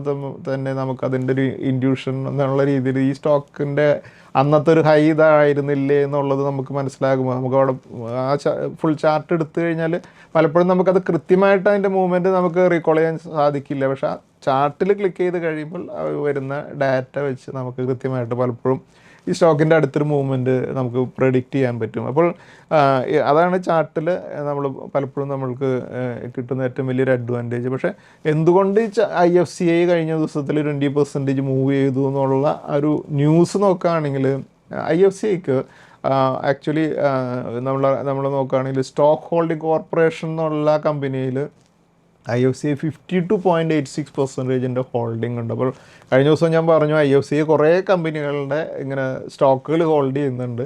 ചില കമ്പനികൾ വളരെ മോശമാണ്, പക്ഷേ ചില കമ്പനികൾ രക്ഷപ്പെട്ട് കഴിഞ്ഞാൽ IFCI എന്നുള്ള കമ്പനി തന്നെ വലിയ വ്യത്യാസം വരും അവരുടെ കാര്യം. അപ്പോൾ അത് ഈ സ്റ്റോക്ക് ഹോൾഡിംഗ് കോർപ്പറേഷൻ 4.4% NSE എന്ന് പറയുന്ന എക്സ്ചേഞ്ചിൽ ഹോൾഡ് ചെയ്യുന്നുണ്ട്. അപ്പോൾ NSE ഇപ്പോൾ വരും ദിവസങ്ങളിൽ ലിസ്റ്റ് ചെയ്യാനുള്ള പ്രോസസ്സിലേക്ക് കടക്കുകയാണെന്നുള്ള ഒരു ന്യൂസ് വന്നപ്പോഴാണ് ആക്ച്വലി IFCI ഇൻഡയറക്റ്റായിട്ട് നോക്കുകയാണെങ്കിൽ NSEയിൽ 2.33% ആണ് ഹോൾഡ് ചെയ്യുന്നത്. ഇന്ത്യയിലെ NSE ലിസ്റ്റ് ചെയ്ത് കഴിഞ്ഞാൽ ഇന്ത്യയിലെ ഏറ്റവും വലിയ മാർക്കറ്റ് ക്യാപ്പുള്ള ഒരു കമ്പനിയായിട്ട് മാറും NSE എന്നുള്ളത് മനസ്സിലാക്കുക. അപ്പോൾ ഇപ്പോഴത്തെ അൺലിസ്റ്റഡ് ആയിട്ടുള്ള ഷെയർസ്, ഇപ്പോൾ ഞാൻ കഴിഞ്ഞ ദിവസം പറഞ്ഞിരുന്നു NSEയുടെ അൺലിസ്റ്റഡ് ഷെയർസ് ഞാൻ വാങ്ങിയ കാര്യം, അത് ആർക്കെങ്കിലും വാങ്ങാൻ താല്പര്യമുണ്ടെങ്കിൽ അതിൻ്റെ ഡീറ്റെയിൽസ്, കോൺടാക്ട് ഡീറ്റെയിൽസ് എല്ലാം ഞാൻ തരാമെന്ന് പറഞ്ഞതിന് ശേഷം നമ്മുടെ യൂട്യൂബ് വ്യൂവേഴ്സും ക്ലയൻസും കുറേയധികം പേര് അൺലിസ്റ്റഡ് ഷെയർസ് വാങ്ങുകയുണ്ട്. അപ്പോൾ നമുക്ക് ഒരു നോളേജ് ഉണ്ടെങ്കിൽ അത് നിങ്ങളായിട്ട് ഷെയർ ചെയ്യുക, നാളെ ഒരു വെൽത്ത് ബിൽഡ് ചെയ്യാനായിട്ട് ആർക്കൊക്കെ സഹായിക്കാൻ സാധിക്കുമോ അതെല്ലാം നമ്മൾ ചെയ്യാറുണ്ട്. അപ്പോൾ അത് നോക്കൂ, ഇപ്പോഴത്തെ ഒരു 2085 ലെവലിലൊക്കെയാണ് ഇപ്പോൾ ഈ NSEയുടെ അൺലിസ്റ്റഡ് ഷെയർസ് ട്രേഡ് ചെയ്യുന്നതെന്നുണ്ടെങ്കിൽ ഇപ്പോഴത്തെ ആ 2.33% IFCയുടെ NSEയിലുള്ള ഷെയറിൻ്റെ വാല്യൂ ഓൾമോസ്റ്റ് ഒരു 12,000 to 13,000 crores വിലയിലേക്ക് വരുമെന്നുള്ളതാണ് ഇതിൽ ഏറ്റവും വലിയൊരു കാര്യം. അപ്പോൾ ഇതൊക്കെ നമ്മൾ മനസ്സിലാക്കി കഴിഞ്ഞാലാണ് നമ്മൾക്ക് സ്റ്റോക്ക് മാർക്കറ്റിൽ പ്രോഫിറ്റ് നേടാൻ സാധിക്കുക. അതായത് IFCയുടെ മാർക്കറ്റ് ക്യാപ്പ്, ഫ്രൈഡേയിലെ മാർക്കറ്റ് ക്യാപ്പ് നോക്കുകയാണെങ്കിൽ 22,786 crores ആണ് വരുന്നത്. അപ്പോൾ ടോട്ടലി മാർക്കറ്റ് ക്യാപ്പിൻ്റെ പകുതിയോളം, അതായത് ഒരു 13,000 crore ഇപ്പോൾ NSEയുടെ വാല്യുവേഷൻ തന്നെ ഉണ്ടെന്ന് പറഞ്ഞാൽ IFCI വരും ദിവസങ്ങളിൽ വീണ്ടും ഹൈ ആയിട്ടുള്ള 120 ലെവലിലേക്കൊക്കെ മൂവ് ചെയ്യുന്ന ആണ് ഞാൻ എക്സ്പെക്റ്റ് ചെയ്യുന്നത്. അപ്പോൾ IFCI വരും ദിവസങ്ങളിലും ഈ NSEയുടെ ലിസ്റ്റിങ്ങോടനുബന്ധിച്ച് ഈ മൂവ്മെൻറ്റ് കണ്ടിന്യൂ ചെയ്യാനുള്ള പോസിബിലിറ്റി വളരെ കൂടുതലാണ്. അപ്പോൾ അത് IFCI ഇനി വരും ദിവസങ്ങളിൽ സാധാരണ ഒരു ഗവൺമെൻറ് ഫിനാൻസ് ഇൻസ്റ്റിറ്റ്യൂഷനായിട്ടാവില്ല പെർഫോം ചെയ്യുന്നത്. കാരണം NSEയിൽ ഹോൾഡിംഗ് ഉള്ളൊരു കമ്പനി എന്നുള്ള രീതിയിൽ പലരും ഇനി ഇതിനെ ഐഡൻറ്റിഫൈ ചെയ്യുകയും അതിൻ്റെ ലെവലിലൊരു മൂവ്മെൻറ്റ് ആ സ്റ്റോക്കിൽ നമുക്ക് പ്രതീക്ഷിക്കുകയും ചെയ്യാം. ഫിബൊനാച്ചി എന്നുള്ള ഒരു ടെക്നിക്കൽ ടൂളിനെ പറ്റി ഒരുപക്ഷെ നിങ്ങൾ കേട്ടിട്ടുണ്ടായിരിക്കും. പക്ഷേ ഇതിൻ്റെ അപ്ലിക്കേഷൻ കുറച്ച് കോംപ്ലിക്കേറ്റഡ് ആയിട്ടുള്ളത് കൊണ്ട് തന്നെ പലരും അതിനെ ഇഗ്നോർ ചെയ്യുകയാണ് പതിവ്. പക്ഷേ ഈ ഫിബൊനാച്ചി റീട്രേസ്മെൻറ്റ് പലപ്പോഴും നമുക്കൊരു സ്റ്റോക്കിൻ്റെ വലിയൊരു കറക്ഷന് ശേഷമുള്ള ഒരു റീട്രേസ്മെൻറ്റോ അല്ലെങ്കിൽ ഒരു വലിയൊരു റാലിക്ക് ശേഷമുള്ള ഒരു പുൾ ബാക്കിലൊക്കെ സപ്പോർട്ട് റെസിസ്റ്റൻസുകളൊക്കെ ഐഡൻറ്റിഫൈ ചെയ്യാനായിട്ട് നമുക്ക് ഉപയോഗിക്കാവുന്ന ഒരു കാര്യമാണ്. അപ്പോൾ ഞങ്ങൾ ട്രിപ്പിൾ പ്രോഫിറ്റ് അനാലിറ്റിക്സിൽ ഫിബൊനാച്ചി റീട്രേസ്മെൻറ്റ് വളരെ സക്സസ്ഫുൾ ആയിട്ട് ഞങ്ങൾ ഉപയോഗിക്കാറുണ്ട്. അതുപോലെ ആ ഒരു എന്താണ് ഫിബൊനാച്ചി എന്ന് പറഞ്ഞു കഴിഞ്ഞിട്ടുണ്ടെങ്കിൽ ഇതിൽ നമുക്കറിയാം ഈ ഫിബൊനാച്ചി സീക്വൻസ് ഉപയോഗിച്ചുകൊണ്ടുള്ള കുറച്ച് വളരെ ഇമ്പോർട്ടൻ്റ് ആയിട്ടുള്ള റേഷ്യോസ് ഉണ്ട്. അതിൽ ഏറ്റവും ഇമ്പോർട്ടൻ്റ് ആയിട്ടുള്ള ഒരു 38.2% റീട്രേസ്മെൻറ്റ്, അതുപോലെ 50% റീട്രേസ്മെൻറ്റ്, അതുപോലെ 61.8% ഗോൾഡൻ പോക്കറ്റ് എന്ന് പറയുന്ന റീട്രേസ്മെൻറ്റ്. ഇതൊക്കെയാണ് നമ്മൾ ബേസിക്കലി നമ്മൾ ഉപയോഗിക്കുക. അപ്പോൾ നമ്മൾ ഏറ്റവും ഈ 61.8 അല്ലെങ്കിൽ 50% അല്ലെങ്കിൽ 61.8% വെച്ചൊരു കറക്ഷൻ കഴിഞ്ഞ് അവിടെ നിന്ന് റീട്രേസ് ചെയ്യാനുള്ള പോസിബിലിറ്റി കൂടുതലാണ്. അവിടെ ആയിരിക്കും കൂടുതൽ പ്രൊഫഷണലായിട്ട് ഇൻവെസ്റ്റേഴ്സും അതുപോലെ ട്രേഡേഴ്സൊക്കെ പൊസിഷൻസ് എൻ്റർ ചെയ്യുക. അപ്പോൾ ബേസിക്കലി ഫിബൊനാച്ചി നമ്മൾ ഉപയോഗിക്കുന്നത് ഫണ്ടമെൻ്റൽസ് നമുക്ക് ഏത് സ്റ്റോക്കിനെ വാങ്ങണമെന്ന് പറയുന്നുണ്ടെങ്കിൽ നമ്മൾ ഫിബൊനാച്ചി ഉപയോഗിച്ചുകൊണ്ട് നമുക്ക് എവിടെ വാങ്ങണം എന്നുള്ളത് ഡിസൈഡ് ചെയ്യാനായിട്ട് പലപ്പോഴും ഉപയോഗിക്കാനായിട്ട് സാധിക്കും. പക്ഷേ ഇത് അപ്ലൈ ചെയ്യേണ്ടത് ഫണ്ടമെൻ്റലി നല്ല സ്റ്റോക്കുകളിൽ മാത്രമേ ഇത് അപ്ലൈ ചെയ്യാൻ സാധിക്കുകയുള്ളൂ. അപ്പോൾ ഒരു സ്റ്റോക്ക് വലിയ രീതിയിൽ കറക്റ്റ് ചെയ്യുമ്പോൾ അത് റീബൗണ്ട് ചെയ്യും അല്ലെങ്കിൽ റീട്രേസ് ചെയ്യുമെന്ന് പ്രതീക്ഷിക്കണമെങ്കിൽ അതിന് ഫിനാൻഷ്യൽസ് സപ്പോർട്ട് ചെയ്യും വേണം, അല്ലെങ്കിൽ ഏതെങ്കിലും സ്പെസിഫിക് ആയിട്ടുള്ളൊരു ഇവൻറ്റ് നടക്കണം. നമ്മളിപ്പോൾ കഴിഞ്ഞ ദിവസം നമ്മൾ സംസാരിച്ചൊരു സ്റ്റോക്കാണ് സി ലിമിറ്റഡ് എന്നുള്ള സ്റ്റോക്ക്. ഇപ്പോൾ അവർക്ക് ഈ വേൾഡ് കപ്പിൻ്റെ ബ്രോഡ്കാസ്റ്റിംഗ് ലഭിച്ചിട്ടുള്ളത് കൊണ്ട് ഈ സ്റ്റോക്ക് നമുക്കറിയാം കുറേയധികം മാനേജ്മെൻറ്റ് ലെവലിലൊക്കെ ഒരു ഡിസ്പ്യൂട്ടൻ ലെവലൊക്കെ ഉണ്ടായതിന് ശേഷം ഈ സ്റ്റോക്ക് വലിയൊരു കറക്ഷനിലൂടെ ഈവൻ 378 നിന്നും 68 ലെവലിലേക്ക് കറക്റ്റ് ചെയ്താണ് സ്റ്റോക്ക് ട്രേഡ് ചെയ്തിരുന്നത്. അപ്പോൾ ഈ ലെവലിൽ നിന്നും ഇപ്പോൾ ഇതൊരു പോസിറ്റീവ് ന്യൂസ് ആണല്ലോ. അപ്പോൾ കമ്പനി ഇപ്പോഴും ലോസിലാണ്, പക്ഷേ ഈ കമ്പനി ഈ ഒരു വേൾഡ് കപ്പിൻ്റെ ബ്രോഡ്കാസ്റ്റിംഗ് ലഭിച്ചുകൊണ്ട് തന്നെ നമുക്കറിയാം വലിയ പോപ്പുലർ ആയിട്ടുള്ളൊരു ഇവൻറ്റ് തന്നെയാണ്, വേൾഡ് ലെവലിൽ ഇത്രയും വലിയൊരു ഇവൻ്റാണ്. അതുകൊണ്ട് തന്നെ ഇതിൻ്റെ അഡ്വർടൈസ്മെൻറ്റിലൂടെയൊക്കെ ഇവർക്ക് വലിയ റവന്യൂ ജനറേറ്റ് ചെയ്യാനൊക്കെ സാധിക്കും.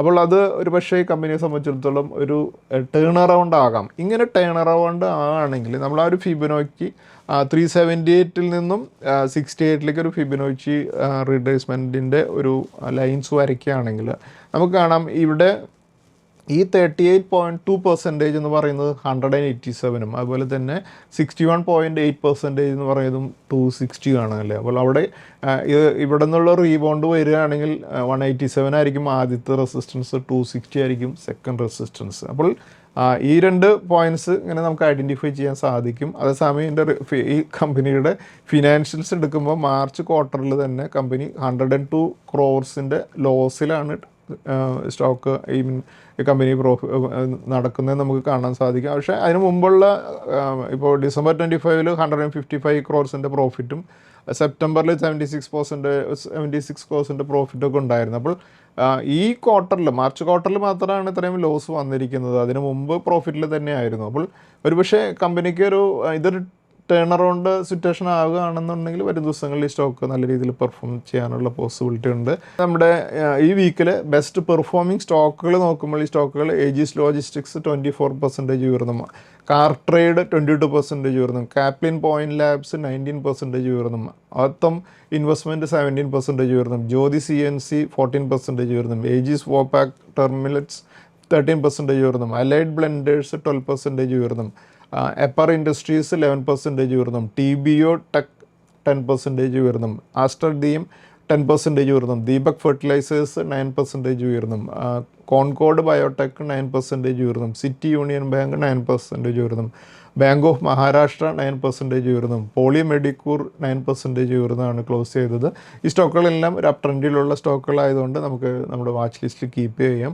അതുപോലെ കഴിഞ്ഞ വീക്കിൽ 4 ഇൻസ്റ്റിറ്റ്യൂഷൻസിൻ്റെ ഡാറ്റ നോക്കുമ്പോൾ FIS 15,316 ക്രോർസിൻ്റെ സെല്ലേഴ്സും ഡൊമസ്റ്റിക് ഇൻസ്റ്റിറ്റ്യൂഷൻസ് 24,014.5 ക്രോർസിൻ്റെ ബയേഴ്സും ആയിരുന്നു. നെക്സ്റ്റ് നമുക്ക് നിഫ്റ്റിയുടെ അനാലിസിസിലേക്ക് കടക്കാം.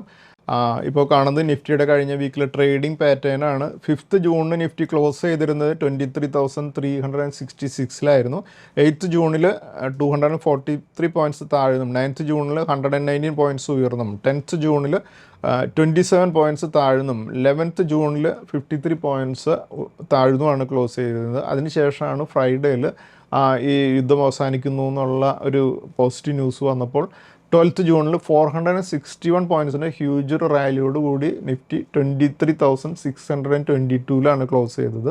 അപ്പോൾ വീക്ക്ലി ക്ലോസിംഗ് നോക്കുകയാണെങ്കിൽ 256 പോയിൻറ്റ്സ് ആണ് കഴിഞ്ഞ വീക്കിൽ നമ്മൾ ഗെയിൻ ചെയ്തിട്ടുള്ളത്. അതുപോലെ നിഫ്റ്റിയുടെ മന്ത്ലി ചാർട്ടിൽ നോക്കുകയാണെങ്കിൽ ജൂൺ മന്തിൽ 75 പോയിൻറ്റ്സ് പോസിറ്റീവ് ആണ് ട്രേഡ് ചെയ്തുകൊണ്ടിരിക്കുന്നത്. അപ്പോൾ കഴിഞ്ഞ വീക്കിൽ വരെ ജൂൺ മന്തിൽ നെഗറ്റീവ് ആയിരുന്നു എന്നുണ്ടെങ്കിൽ ജൂൺ മന്തിൽ മാർക്കറ്റ് പോസിറ്റീവ് ആയിട്ടുണ്ട്.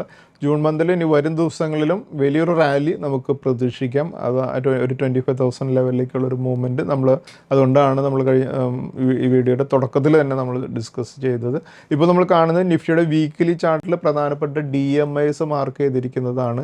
20 DMA 23,358, 50 DMA 23,719, 100 DMA 24,281, 200 DMA വരുന്നത് 24,919 എപ്പോഴും മാർക്കറ്റ് വലിയൊരു കറക്ഷനിൽ നിന്നും തിരിച്ച് റീബൗണ്ട് ചെയ്യുമ്പോൾ ഈ 200 DMA ടെസ്റ്റ് ചെയ്യുക എന്നുള്ളതൊരു വളരെ ഒരു ചടങ്ങ് മാതിരി നടക്കുന്നൊരു കാര്യമാണ്. അപ്പോൾ അതുകൊണ്ട് തന്നെ നമ്മൾ മനസ്സിലാക്കുക, ഈ റാലി വരും ദിവസങ്ങളിൽ വരുമ്പോൾ 24,919 അതുപോലെ 25,000 എന്നുള്ള ഒരു ലെവലിലായിരിക്കും നമ്മൾക്ക് വരുന്ന ഒരു റെസിസ്റ്റൻസ് ഉണ്ടാകുക. അതുകൊണ്ട് ഈ ലെവൽസ് വളരെ ഇമ്പോർട്ടൻ്റ് ആണ്, അത് വാച്ച് ചെയ്യുക. അതുപോലെ നമ്മൾ ഡെയിലി ചാർട്ടിൽ പ്രധാനപ്പെട്ട സപ്പോർട്ട് റെസിസ്റ്റൻസ് ലെവലുകൾ മാർക്ക് ചെയ്യുമ്പോൾ നമ്മുടെ പിവറ്റ് പോയിൻ്റ് ആയിട്ട് നിൽക്കുന്നത് 23,445, അതിന് മുകളിൽ റെസിസ്റ്റൻസുകൾ 23,763, 24,020, 24,265, 24,396,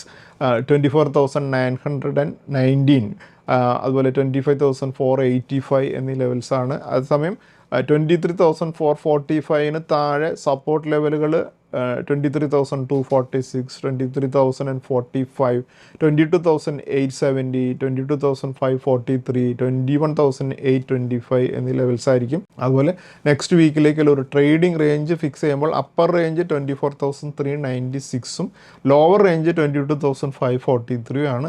പിവറ്റ് പോയിന്റ് ആയിട്ട് നിൽക്കുക 23,445 ആയിരിക്കും. അടുത്തായിട്ട് നമുക്ക് ഇനി നെക്സ്റ്റ് വീക്കിലെ ഇൻവെസ്റ്റ്മെന്റ് സ്ട്രാറ്റജീസിലേക്ക് കടക്കുമ്പോൾ നമ്മുടെ ഈ വീക്കിലെ സ്റ്റോക്സ് വിത്ത് ടെക്നിക്കൽ ബ്രേക്ക്ഔട്ടുകൾ ഏതൊക്കെയാണെന്ന് നോക്കാം. ഈ സ്റ്റോക്കുകൾ Aptus housing finance, JSW infra, CGCL, Jammu and Kashmir bank, അതുപോലെ ഫിലാടെക്സ് എന്നീ സ്റ്റോക്കുകളാണ്. നമുക്ക് ഈ സ്റ്റോക്കുകളുടെ ഓരോ സ്റ്റോക്കുകളുടെയും ചാർട്ടുകളൊന്ന് നോക്കാം. ആദ്യത്തെ സ്റ്റോക്കാണ് ആപ്റ്റൂസ് വാല്യൂ ഹൗസിംഗ് ഫിനാൻസ്. ഈ സ്റ്റോക്ക് ഒരു അപ് ട്രെൻഡിലേക്ക് മൂവ് ചെയ്ത് 271 കഴിഞ്ഞ വീക്കിൽ ക്ലോസ് ചെയ്തിരിക്കുന്നത്. ഈ സ്റ്റോക്ക് നമുക്ക് വരും ദിവസങ്ങളിൽ വാച്ച് ചെയ്യാം. അതുപോലെ JSW ഇൻഫ്ര ഒരു കറക്ഷന് ശേഷം റീബൗണ്ട് ചെയ്ത് മുകളിലേക്ക് വരുന്ന 291 ക്ലോസ് ചെയ്തിരിക്കുന്നത്.